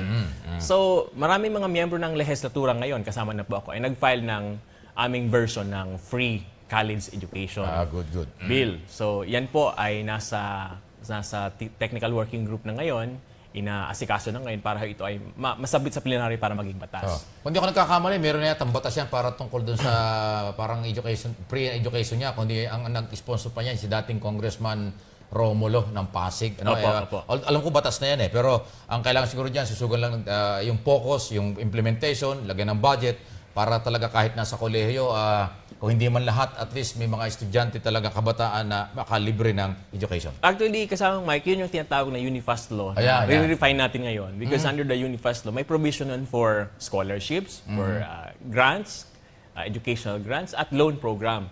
So, and this works also, yung tanong mo po kanina na even for private schools, it also work. Correct. May mga ganong provision. Kasi naniniwala tayo na, of course, it is the duty of the government na magbigay, na gawing prioridad ang edukasyon sa ating lipunan. Totoo yan, Congressman. Alam niyo kung bakit, di ba, doon sa ating yearly budget, yung General Appropriation Act, sa ilalim ng saligang batas sa 1987 Constitution, laging number 1 ang budget ng Department of Education. Opo. Talagang, katunayan ngayon, kung di ako nakakamali, halos 500 billion yata, kulang-kulang 500 billion. Kasi yun po ang nakalagay sa Constitution na the state should give the highest budgetary allocation to. Pero anong nakikita nyo, Kong, sa inyong pag-aaral, sa inyong party list? Anong nakikita niyo na bakit parang madami pa rin yung hindi nakakapag-aral, hindi lang sa kahirapan, o maraming mga bata talaga na kulang sa suporta? Ano ito? Dahil sa kahit malaki yung pera, kulang at kulang pa rin, at padami ng padami naman yung kabataan natin. Alam mo kasamang Mike, yung edukasyon kasi parang pagluluto yan. Yan. Maraming sangkap. At in response to your question, marami ring kakulangan, but essentially it is economic. And when the problem is economic, yung constraints, di ba? So, may constraints talaga. Essentially, constraints pa rin. And tama ka doon, yung access, yung problema. That is why may mga bills tayo nag-address dito na, for example, we are strengthening alternative learning systems para makapag-reach out sa mga out-of-school youth, sa mga doon sa mga kabataan, sa mga indigenous communities. So, may mga ganun tayong programa. And we're also calling for the establishment of the National Scholarship Center. So, ganun yung ating mga trust ngayon sa At saka kasi masama natin dito, hindi lang yung kahirapan, kundi pati yung environment. Kasi meron talaga mga lugar na pasintabi na kung nakatira sa mga squatter area, di ba? So, diyan pa naman, Congressman, na mas lalong maraming bata, lalong maraming kabataan na sa halip na sa education makapag-aral, kung minsan napupunta sa mga maling gawain kasi nga yung kanilang environment, yung lugar nila, nakakagis nga nila yung pagdating nila sa mundong ito, ganun ang lugar nila. So di ba, yun doon pa lang, napakalawak, napakarami nga ng sangkap, parang pagkain na hindi pwedeng isa lang, marami talaga magtutulong-tulong yan. Ang isa pang development siguro kasamang Mike na gusto ko rin pong iulat, yung meron kasing isang bill ngayon sa Kongreso na naglayo na italaga yung internet kahit sa malalayong probinsya. Ito po ay isang magandang development. At ito po ay pinangako naman ni Pangulong Duterte even sa kanyang SONA. Kami po bilang mga edukador ay sa amin tingin namin this is a revolutionary move. Kasi pag yung internet linagay mo kahit sa malalayong lugar, this could shortcut a lot of things. This could facilitate. Even pagsabit ng reports mo real time, pagbigay mo ng grades, pwede mo na sa internet na lang. And knowledge could be available in an instant. Pag ano pa lang, nandun na. Yung paghawak ng mga libro ng mga bata, hindi na masyadong mabigat kasi everything is in the net. Yes. Pero ang kailangan dito global technology. So yung ating internet na isa rin problema natin, yung ating telecommunication, may problema dyan dahil hindi naman talaga lahat ng area sa buong probinsya natin, bansa, ay may internet, may signal. Usually may mga iba nga, wala pa talaga So yun naman ang isang kailangan sabay yun. Hindi lang yung programa para sa computerized sa mga probinsya. So yung technology ay dapat mag-approve, dapat mabilis din ang development ito patungo sa mga liblib na lugar, Kong. May isang magandang pag-asa dyan, kasamang Mike, kasi with this government, there was installed a Department of Information and Communication Technology. Correct, Bago po correct. ito. DICT. So, and they have a budget. Correct. DICT yan. It is still in its infancy, pero siguro this is causes for hope on us kasi Good. may programa talaga sila kung paano masasaturate even yung mga far-flung areas of the country, including public schools. Yes. Yan yung department na inalis dun sa Department of Communication ng araw. Opo. Department of Transportation and Communication. Ngayon, binuo ng Department of Information, Communication, Technology. So, bali dalawa na ngayon. Yung ating DOST, DICT, dalawa ng department itong nakatutok sa technology. Magandang combination po correct, yan because correct. both of them should flourish, science and technology and information technology Correct. also on one hand. Yan ang dapat nating mapalakas kasi nga yung global technology talagang dapat makisabay na tayo, Kong, di ba? Opo, opo. At mula sa level ng elementary ng ating mga kabataan kahit nasa malalayong probinsya, dapat matuto sila, dapat ma-update sila. Yun, kailangan ba dyan ang batas? Hindi na. Or kailangan priorities na lang o kung anong priority ng Executive Department? Dapat may kibat na batas din. Kaya nga po, yung sasabi ko kanina, may bill ngayon na naka-file sa Kongreso na ito ay naglalayon na institutionalize yung provision of internet access kahit doon sa malalayong probinsya in all public areas of the country. Okay, yung pag-update naman sa mga, balikan ko lang yung tungkol sa classroom, school building, kasi nababanggit natin ito, kaya natin pinag-usapan ito, Congressman, Presentabi na po, by June, mag-i-start na naman, ilang buwan lang yan, summer lang. Etong vacation na ito, sandali lang ito 2 months lang ito. Pagdating ng June, ay pasukan na naman, enrollment na pagdating ng May. So, ang tingin ba ninyo, itong school year 2017-2018, masabi natin, enough na yung mga classroom, school building ng ating pamahalaan?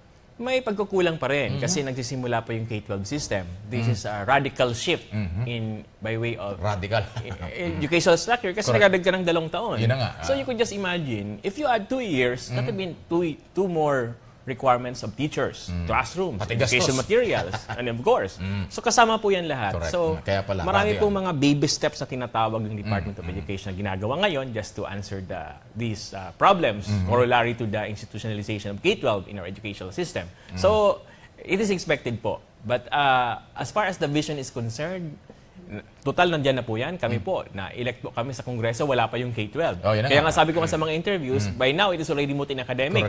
Because if we reverse it this time, it would even be more costly. Kasi nandyan na yung nandyan na po. Kaya kailangan natin, pagyamanin natin, and the nationalistic position is that we should maximize whatever opportunities that is being given by this K-12 program.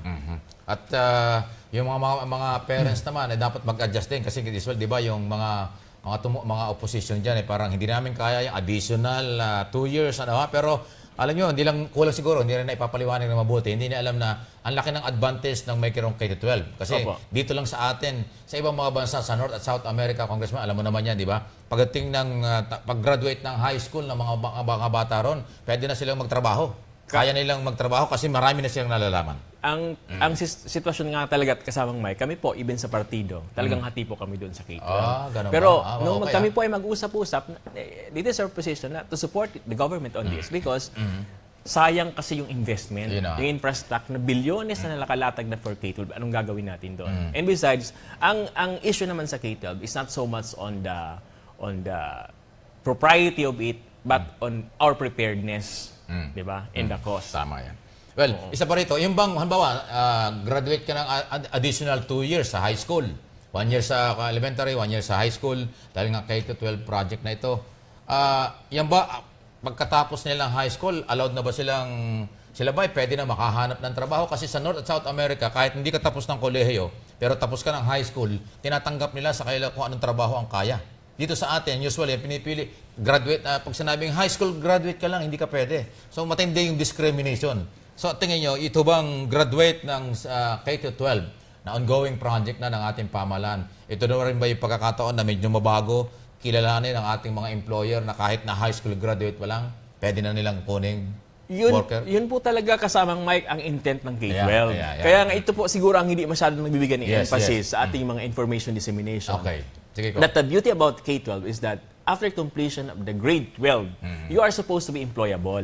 Kaya nga dapat po, ang gawin ng civil society, ang gawin ng gobyerno, is tapatan natin ng corresponding measures para ito ma-fine-tune itong vision na ito, na at grade 12, pwede na siyang ma-employ. Mukhang hindi yan talaga gaano na i-explain ng mga kinaukulan. Kasi marami pong misconceptions. Kaya sinasabi ng mga magulang, mga bata, imagine additional 2 years sa elementary high school. Tapos kukuha pa kami ng 4 years, 5 years sa kolehiyo bago pa kami magkatrabaho. Hindi naman pala. After nga ng high school, pwede na silang magtrabaho. Kasi meron kasi dito yung misconception na ito ay additional, Yes. additional. Tama nga naman, additional 2 years. Pero ang vision po talaga ng K-12, isa pang K-12, kung ikaw, for example, nasa VOC-Tech track ka, pwede ka nang ma-employ. Yun na yun. Even dun sa academic track, pwede ka ma-employ. Kaya nga po kami sa party list naman, nag-propose po kami ng bill na pwede ka na maging civil service eligible, mag-take ng exams. Good. Tapos ng high grade school. 12. Well, sa side po ng business group, kaya ba nilang mag-adjust kaagad? Kasi nga hanggang ngayon, laging ang policy nila, graduate ng kolehiyo bago ka nila entertain sa pag-a-apply pa lang ng trabaho.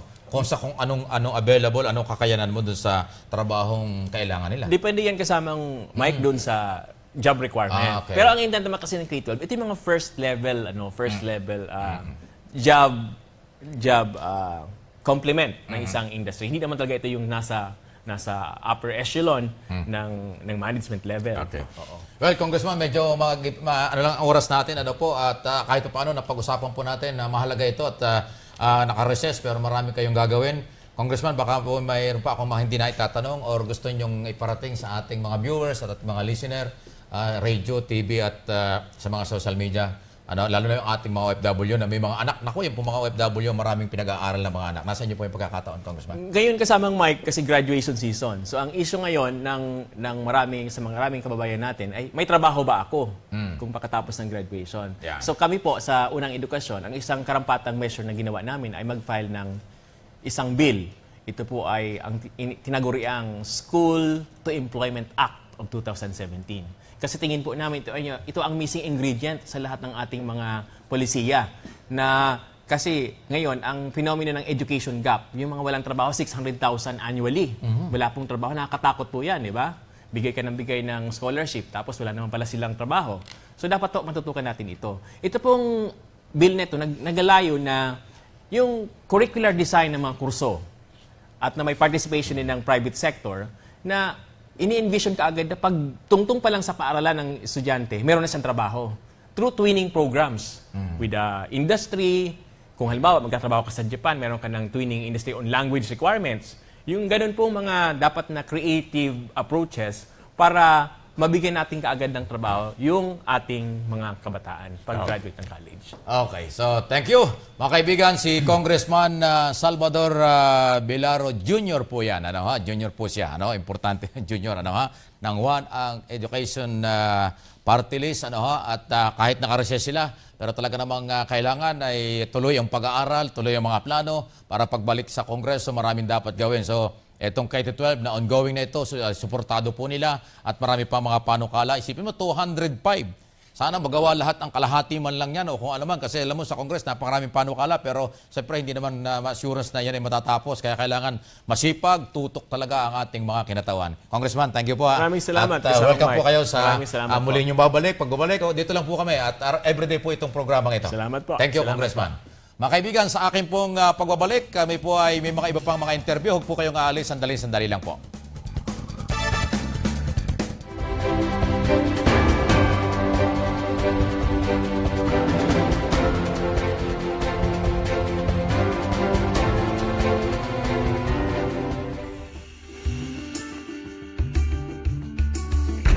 Hi there, my name is Serafina Ogończyk-Monkowska. I am the president of Miss Exotica Foundation. I'm from Poland, and you are watching SMNI News Channel.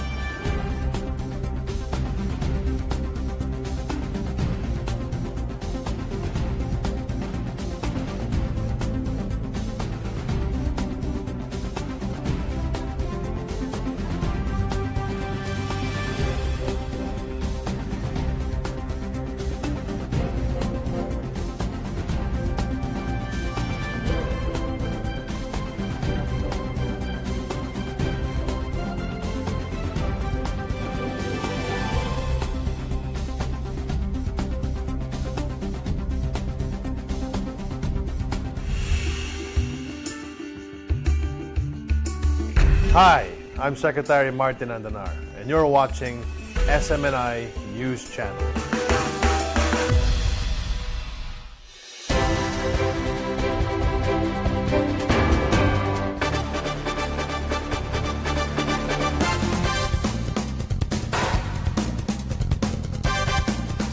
Nagbabalik na po muli kami. Magandang umaga sa ating lahat. At marami ho tayong mga pinag-uusapan dito. Kanina pala yung ating bisita si Congressman ay Assistant Majority Leader pala siya ng ating Congress ngayon, ating Kongreso. Anyway, this time naman po ay ang ating kausapin. Tungkol tama-tama ito, 2017 Earth Day celebration. Ngayon pala ito. Okay, at ito. Si Miss Julie, si Julie Mustafa. Siya po yung Strategic Alliance ng Environmental Partnership Division. Wow. Dito pala ito sa DENR, Department of Environment and Natural Resources. Ayan, tamang-tama sa kalikasan. Kaya nga Earth Day celebration. Magandang umaga. Good morning po. Julie. Yes, good morning. Si Mike Abi po ito sa Usaping Bayan Program. TV, radyo po tayo. Live po ito at pati sa mga social media. Tama-tama ito. Ngayon ay Earth Day celebration. Ano bang mga activities? Ano ba ito? Paano ba ito natin ginugunita? Or dapat bigyan natin ng pansin o panahon sa ngayon? Opo, pwede po bang banggitin ko lang paano po ito nagsimula? Sige po. Sige, okay.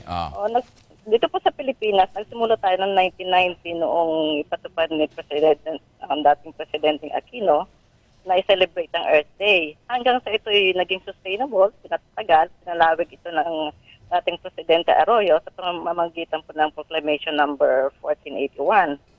At ang DNR po ay tinalaga na siyang convener. Okay. In partnership with other government agencies, church, industry, other partners po. So, sa ngayon po, meron po kami mga naka-line up na activities para po sa pagdiriwang po ng Earth Day. So, anong dapat gawin? Magtanim tayo, alagaan natin ang ating kalikasan, mga ganon. O ano pong mga dapat na mga activities na dapat nating ipakita bilang bahagi ng Earth Day celebration? Opo, dahil po ang Earth Day ay nakapalo po sa buwan ng Abril, meron po tayong mga inihandang activities katulad po ng pagtatanim ng puno sa mangrove areas.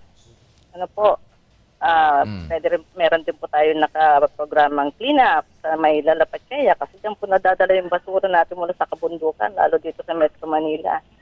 So, hinihikayat po natin ang ibang mga sektor na tumulong din po kasi ang basura natin dyan sa Lalapatcaya, paglinis mo, ayan na uli. Pagdating na uli. Pag ayan na nga ayan na uli. Yung kawalan ng disiplina at kapangalaga at malasakit ng ating ilang kababayan o maraming kababayan, yung nakakasira ng ating kalikasan, ano po? Opo, kasi po unang-una, gusto rin po sana natin mahikayat ang lahat na lalong-lalo na mula doon sa mga nasa tabing ilog. Kasi dyan po nanggagaling ang daloy ng basura, Okay. Sumasama po yan correct. At yan lahat yan ay nagko-converge lahat ng basura yan sa Laguna Lake o kaya sa Manila Bay.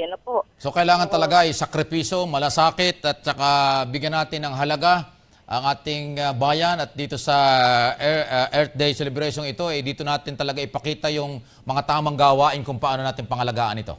Opo, itong Earth Day po ay isang pagtitipon lamang para lang hikayatin pang iba. Pero ang sa tingin ko po, ang Earth Day ay araw-araw natin gagawin. Hindi Tama yan. Sino kung ano ito? Wala namang age limit ito kahit na sino, kabataan o kung sino man, ano man ang kasarian, dapat mag-participate sila rito, hindi ba? Opo, lahat po tayo maaari makibahagi kahit po sa ating bahay. Araw-araw po nating ayusin nating basura mula sa bata, kailangan mag-ayos po sila. Lahat po, so lahat po tayo stakeholder, hindi po matanda lang. Kundi kung mula sa mag-aaral, sa mga bata, matuto na silang mga laga ng kalikasan kahit sa simpleng pagtatapon ng basura kung saan. Saan ba ito? Saan ba natin ito dapat gawin? Or libre ba ito? Or paanong organization o saan lugar specific dapat nating gawin ang ating mga kabayan na makibahagi dito sa celebration ito? Yan, meron po tayong inihanda na programa po na gaganapin yan sa Lamesa Eco Park. Okay, may Fairview. May puntang Fairview yan, Quezon City. Opo. Yan may Sadam. Opo, malapit na po yan sa April 22 po. Oh, malapit na nga. Malapit na malapit. Libre po yan at hinikayat nga din po namin ang iba pa, lalong-lalo na yung mga kabataan na makibahagi. Yeah, good. Libre naman po ito, walang bayad. Punta lang po kayo doon. Yes. Pwede po kayong makisali doon sa takbo na inihanda po ng ating kapartner na Earthly Network Philippines. Meron din pong takbo. Then meron din pong bike. Yung mga mahilig pong mag-bike. Kasi isa po yan sa paraan natin na alagaan ating kapaligiran, yung bawas po ng emission. Maganda yan. Meron bang kumusta ang coordination ng ibang government office or local government o kung ano man, di ba dapat mag-participate sila rito ang pamahalaan? Ano nararamdaman mo ba ang support ng ibang department, ibang ahensya? Naniniwala po ako na dahil sa matagal-tagal na rin po ito na ginagawa. Ang marami po sa mga LGUs na alam ko ay nagkakaroon din po sila ng sariling pagdiriwang in partnership po with DNR kasi sa nationwide naman po ang DNR ay national. So pwede po sila makipag-ugnayan sa DNR at mga local na pamunan ng DNR upang sama-sama sila na ipagdiwang ang araw ng ating Earth, Mother Earth. Earth Day celebration.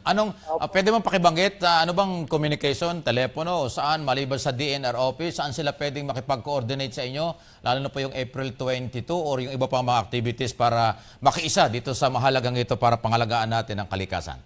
Opo, sa La Mesa Dam po na activity sa April 22, nagaganapin dito sa Metro Manila. Pwede po ninyong tingnan ng aming website sa dnr.gov.ph. Nandiyan pang mga activities.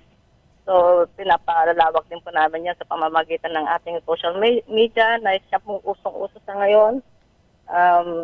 Yun po, para sa DNR po namin, meron po kaming directive sa kanila na bumuo ng activities na kung saan sama-sama din sila. So, kung nasaan sila malapit, doon po sila makipag-ugnayan.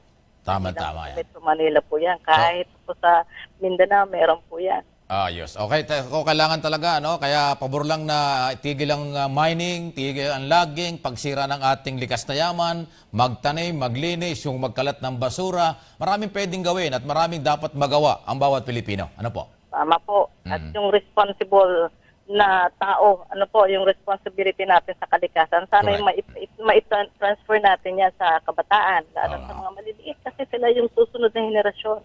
Tama po yan. Anyway. Ang team po natin sa ngayon po pala ay pagtuturo din po, it's environmental and climate literacy. So, naangkop po yung nababagay po yung ating adhikahan na ipangalap ang Earth Day. Ano po? Okay. Yung pagmamalasakit sa ating inang kalikasan. Sige, thank you po. At kami po ay magbabantay dyan. Baka sa April 22, mayroon kami pang mga crew na pupunta dyan para i-cover po itong event na ito. Mahalaga at kami rito ang SMNI, ang Sunshine Media Network International, Trimedia po ito, radio, TV at sa print. Kami po ay pro-environment, kaya kasama kami dyan. Thank you po, ma'am. Opo. Thank you. Salamat. Kita-kita po tayo sa April 22. See you. Okay. Si Miss Julie Mustafa, ng Strategic Alliance ng partner ng division po ng Department of Environment and Natural Resources. Ayun. Okay, break muna tayo. Break muna ho kami sandali at mamaya ay meron tayong bisita ulit. Eto, tama-tama ito. Tungkol yata sa business ito. Ultimate Visa. Wow. Paano naging ultimate? Yan ang ating pag-uusapan. Babalik po ako.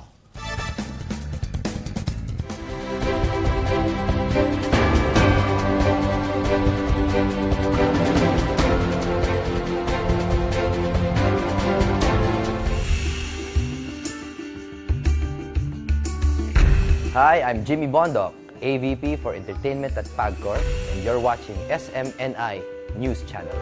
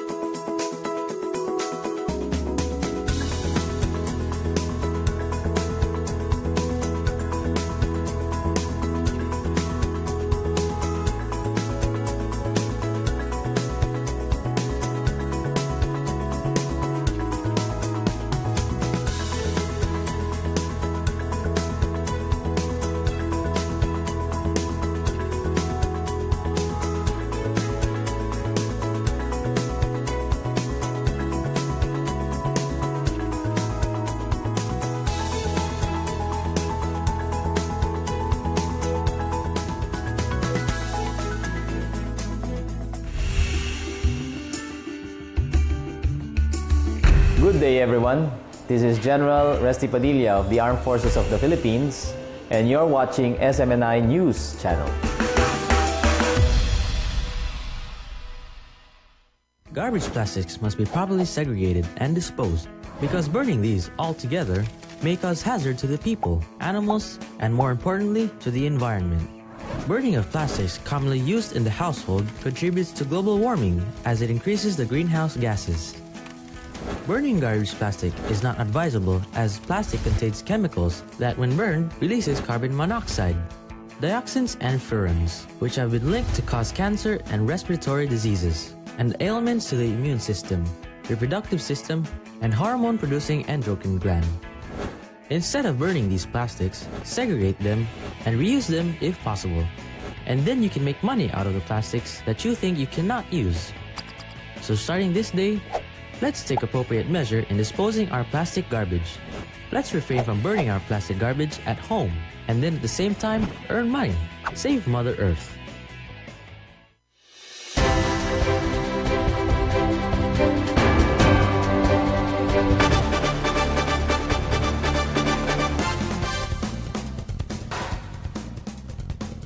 Balik na po kami at muli sa huling bahagi po ng Usaping Bayan program. Ito po ay live na inyong napapakinggan na susubaybayan Monday to Friday. At this time ito ay may kaugnayan po. Ito tamang-tama dahil summer na. Pero ayaw sabihin ng pag-asang summer Dry season, parang ganun. Mainit na. So marami pong mga nagbabakasyon dito at sa labas ng ating bansa. Kaya tamang-tama itong ating tatalakayin po at bisita. Expert siya pagdating ho sa mga pagkuha ng visa. Or dahil kasi Ultimate Visa. Kita mo yung title? Well, si Miss Janet Altamirano. Ayan, Altamirano, teka muna, parang mayroong pamilyar yan sa PBA. Baka mag-anak mo pa yun. Siya po yung CEO. Siya yung Chief Executive Officer ng Ultimate Visa. Kaya malaman natin sa kanya. Ma'am Janet, good morning. Si Mike Abi po ito at welcome po sa inyong pagdating kahit na medyo matraffic at least umabot kayo. Thank you very much for inviting me here in your program, Mike. And good morning to all the televiewers, radio listeners, and social media listeners also and viewers of Usapang Bayan. Okay, thank you well, ganito, ano po yung ang nabanggit ko na dahil kasi paki-explain mo ano yung bakit naging Ultimate Visa itong company mo? Ang Ultimate Visa Corporation po, kaya siya pinangalanan na Ultimate Visa because yung serbisyo namin sa lahat ng tao is talagang ultimate at saka optimum service. Ibig sabihin talagang nasa puso yung pagtulong nyo. Ayan. Opo, from beginning up to the end po na makuha nila yung visa.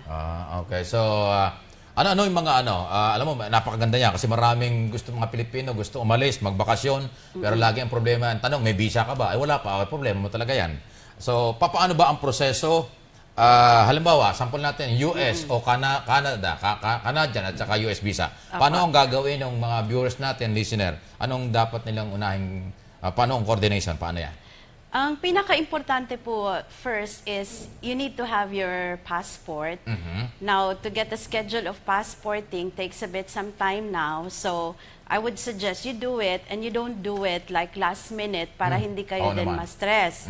Then, after that one, I would suggest they have to call our office. We can do assessment and check their chances of getting the visa.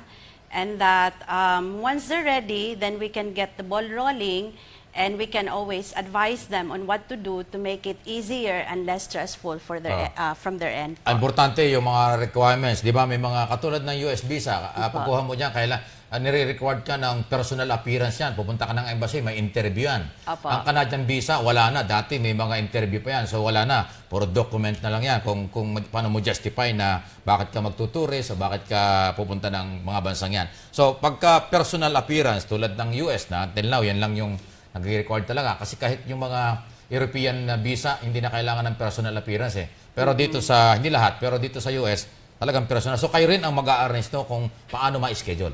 Kami po yung nag-o-online with regards to how to get the schedule sa US Embassy and that i-review namin yung documents para it's easier for the visa officer to check on the documents, and we also do some actual briefing para at least hindi ka kabahan during the interview. Okay, more or less, anong mga basic or talagang requirements ng US government, US Embassy sa inyo mga travel agency, kung paano nyo i-relay naman ito dun sa mga applicants? Ang importante po sa tourist visa is that we can prove that you're coming back to your country of residence, and that is in the Philippines. That's for the tourist visa. But if we talk about fiancé and spousal visa, we just really have to follow the immigration law. So kung fiancé, the purpose there is to get married to your fiancé. So you don't have any legal impediments before you reach to United States. And for the spousal, definitely the marriage needs to be legal before we can process the visa for you. Oh, kasi ako na-experience ko yan na yung iba kasi parang, may interview, parang akala nila, medyo nagdadalawang isip sila o parang nanghihinaan loob, may interview, akala nila problema yan. Pero hindi naman, di ba? Kasi ang pagbabasihan ng interview sa iyo ay base doon sa dokumento mong isinumite. Usually ganon. Yes, kung ibig sabihin, tatanong lang sa iyo kung totoo lahat yung dokumento mo. Ang tip ko nga dyan sa anong araw pa, huwag na huwag mambobola ang aplikante. Tama Pag binola mo ang consul o ang mga taga-embassy ay may paglalagyan ng visa mo. Baka hindi ka mabigyan talaga. Di ba? Ganun lang. I agree with that one. You don't really have to create any fraudulent documents. Correct. You just really have to be honest, and that it would not mean na if you don't have this, you're already rejected. My encouragement to people is that don't get scared for as long as we're telling the truth, and that you just really have to have some coaching. Kasi iba kasing tao kinakabahan and they're not... Iba yung nasasabi.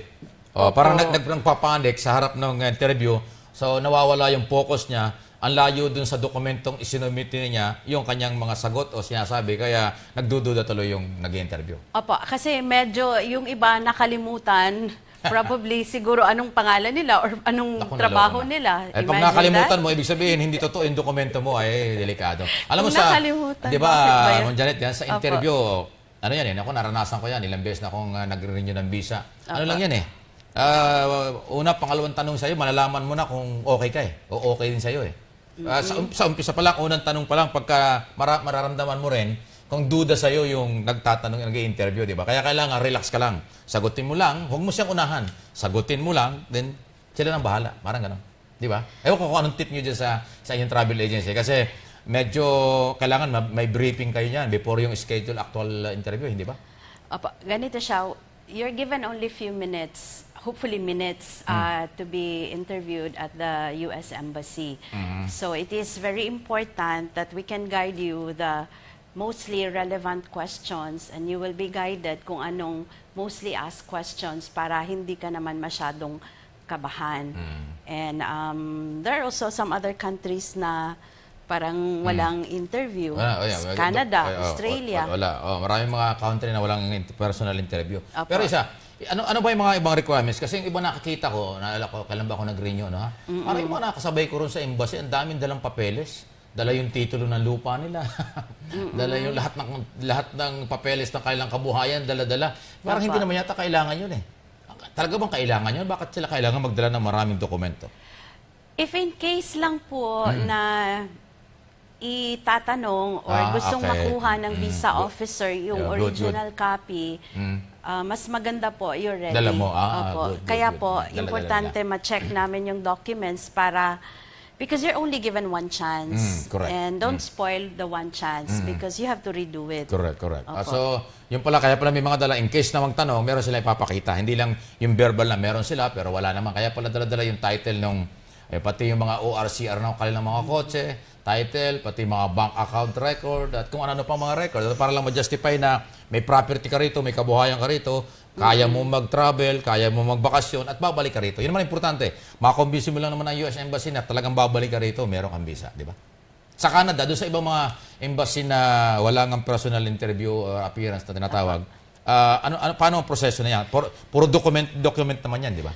Opo, yung ibang embassies na walang interview such as Canada, Australia, New Zealand, and some other parts in Europe, ang importante kasi hindi ka nagsasalita in behalf of yourself, but it's going to be your papers who will speak in your behalf. So that's also the importance of the presence of Ultimate Visa, because we make it sure that things can be understood on the part of the visa officer po.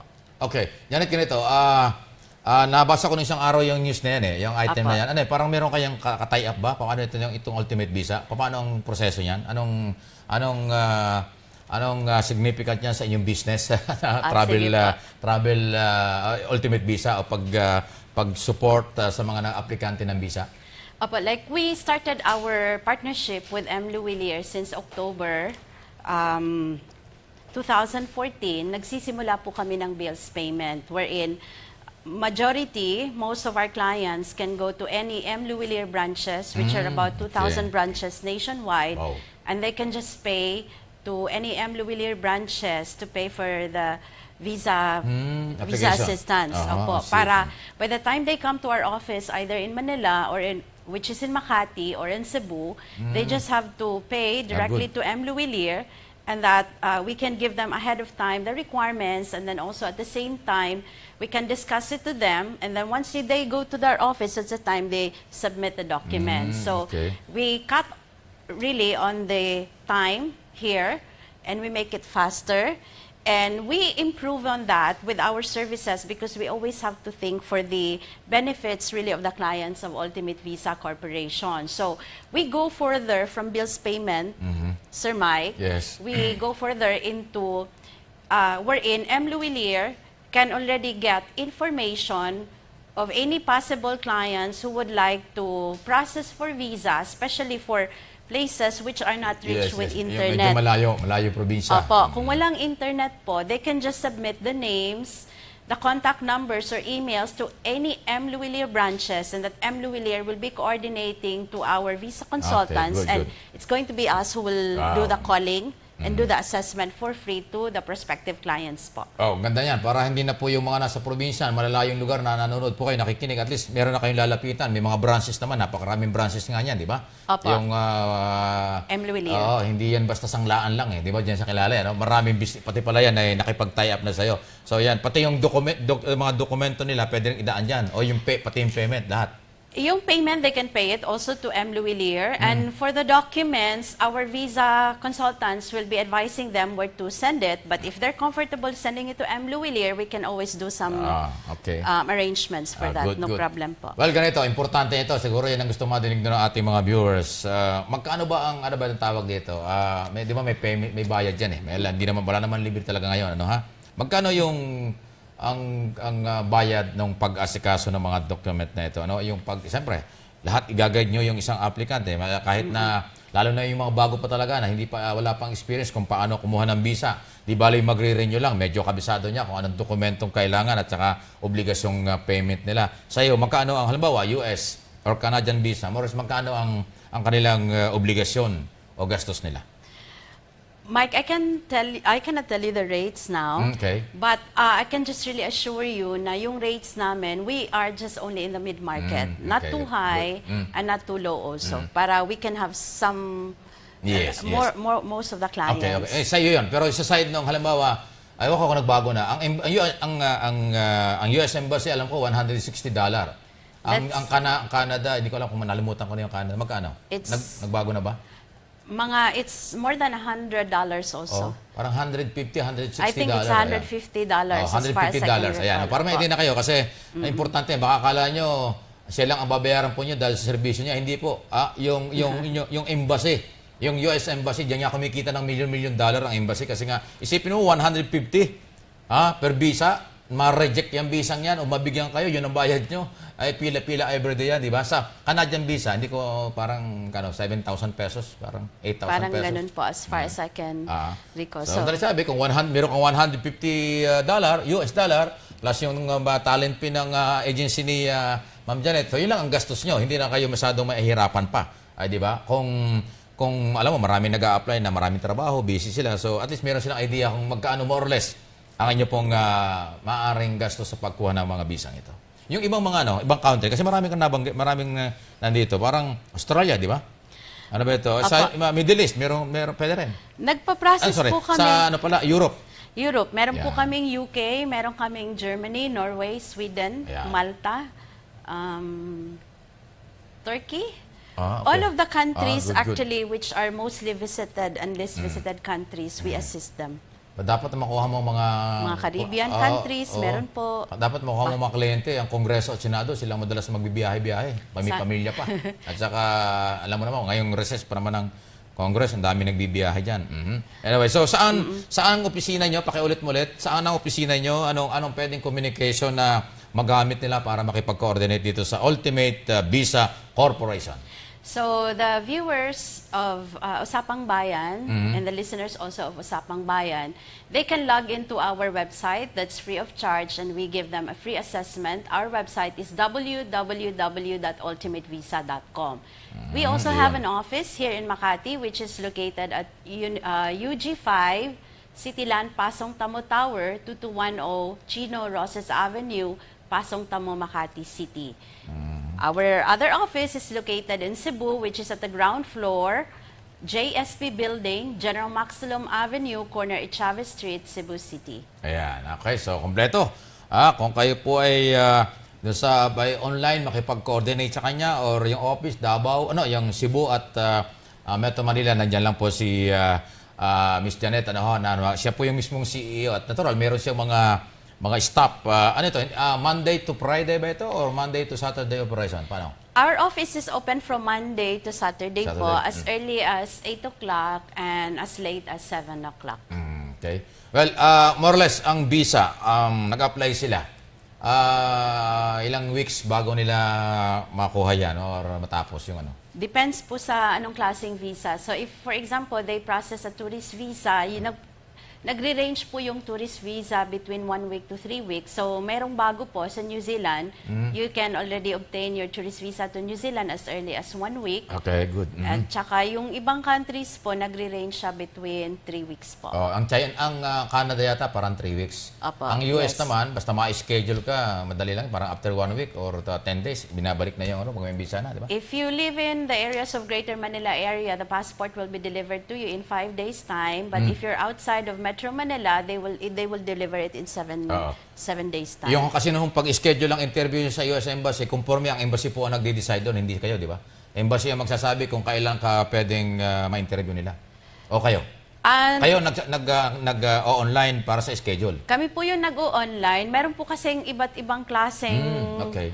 how do you call it? Like online, if it's like an emergency visa, we can secure an earlier schedule. Good. Nagagawa nyo yun, ha? Apo. Okay. Basta if it's an emergency visa, and going back, by the way, to your previous question, Mike, you were asking kung anong processing time. So, with other visa, if we talk about fiancé, nagre-range po yan ng mga 3 to 6 months, majority of the countries, at saka yung spousal visa takes about mga 8 months po. Ayan, so ganun. At ano lang yan, basta maayos lang ang dokumento, walang magiging problema. At ang mga Pilipino naman, pinagkakatiwalaan naman kadalasan ng mga embassy yan.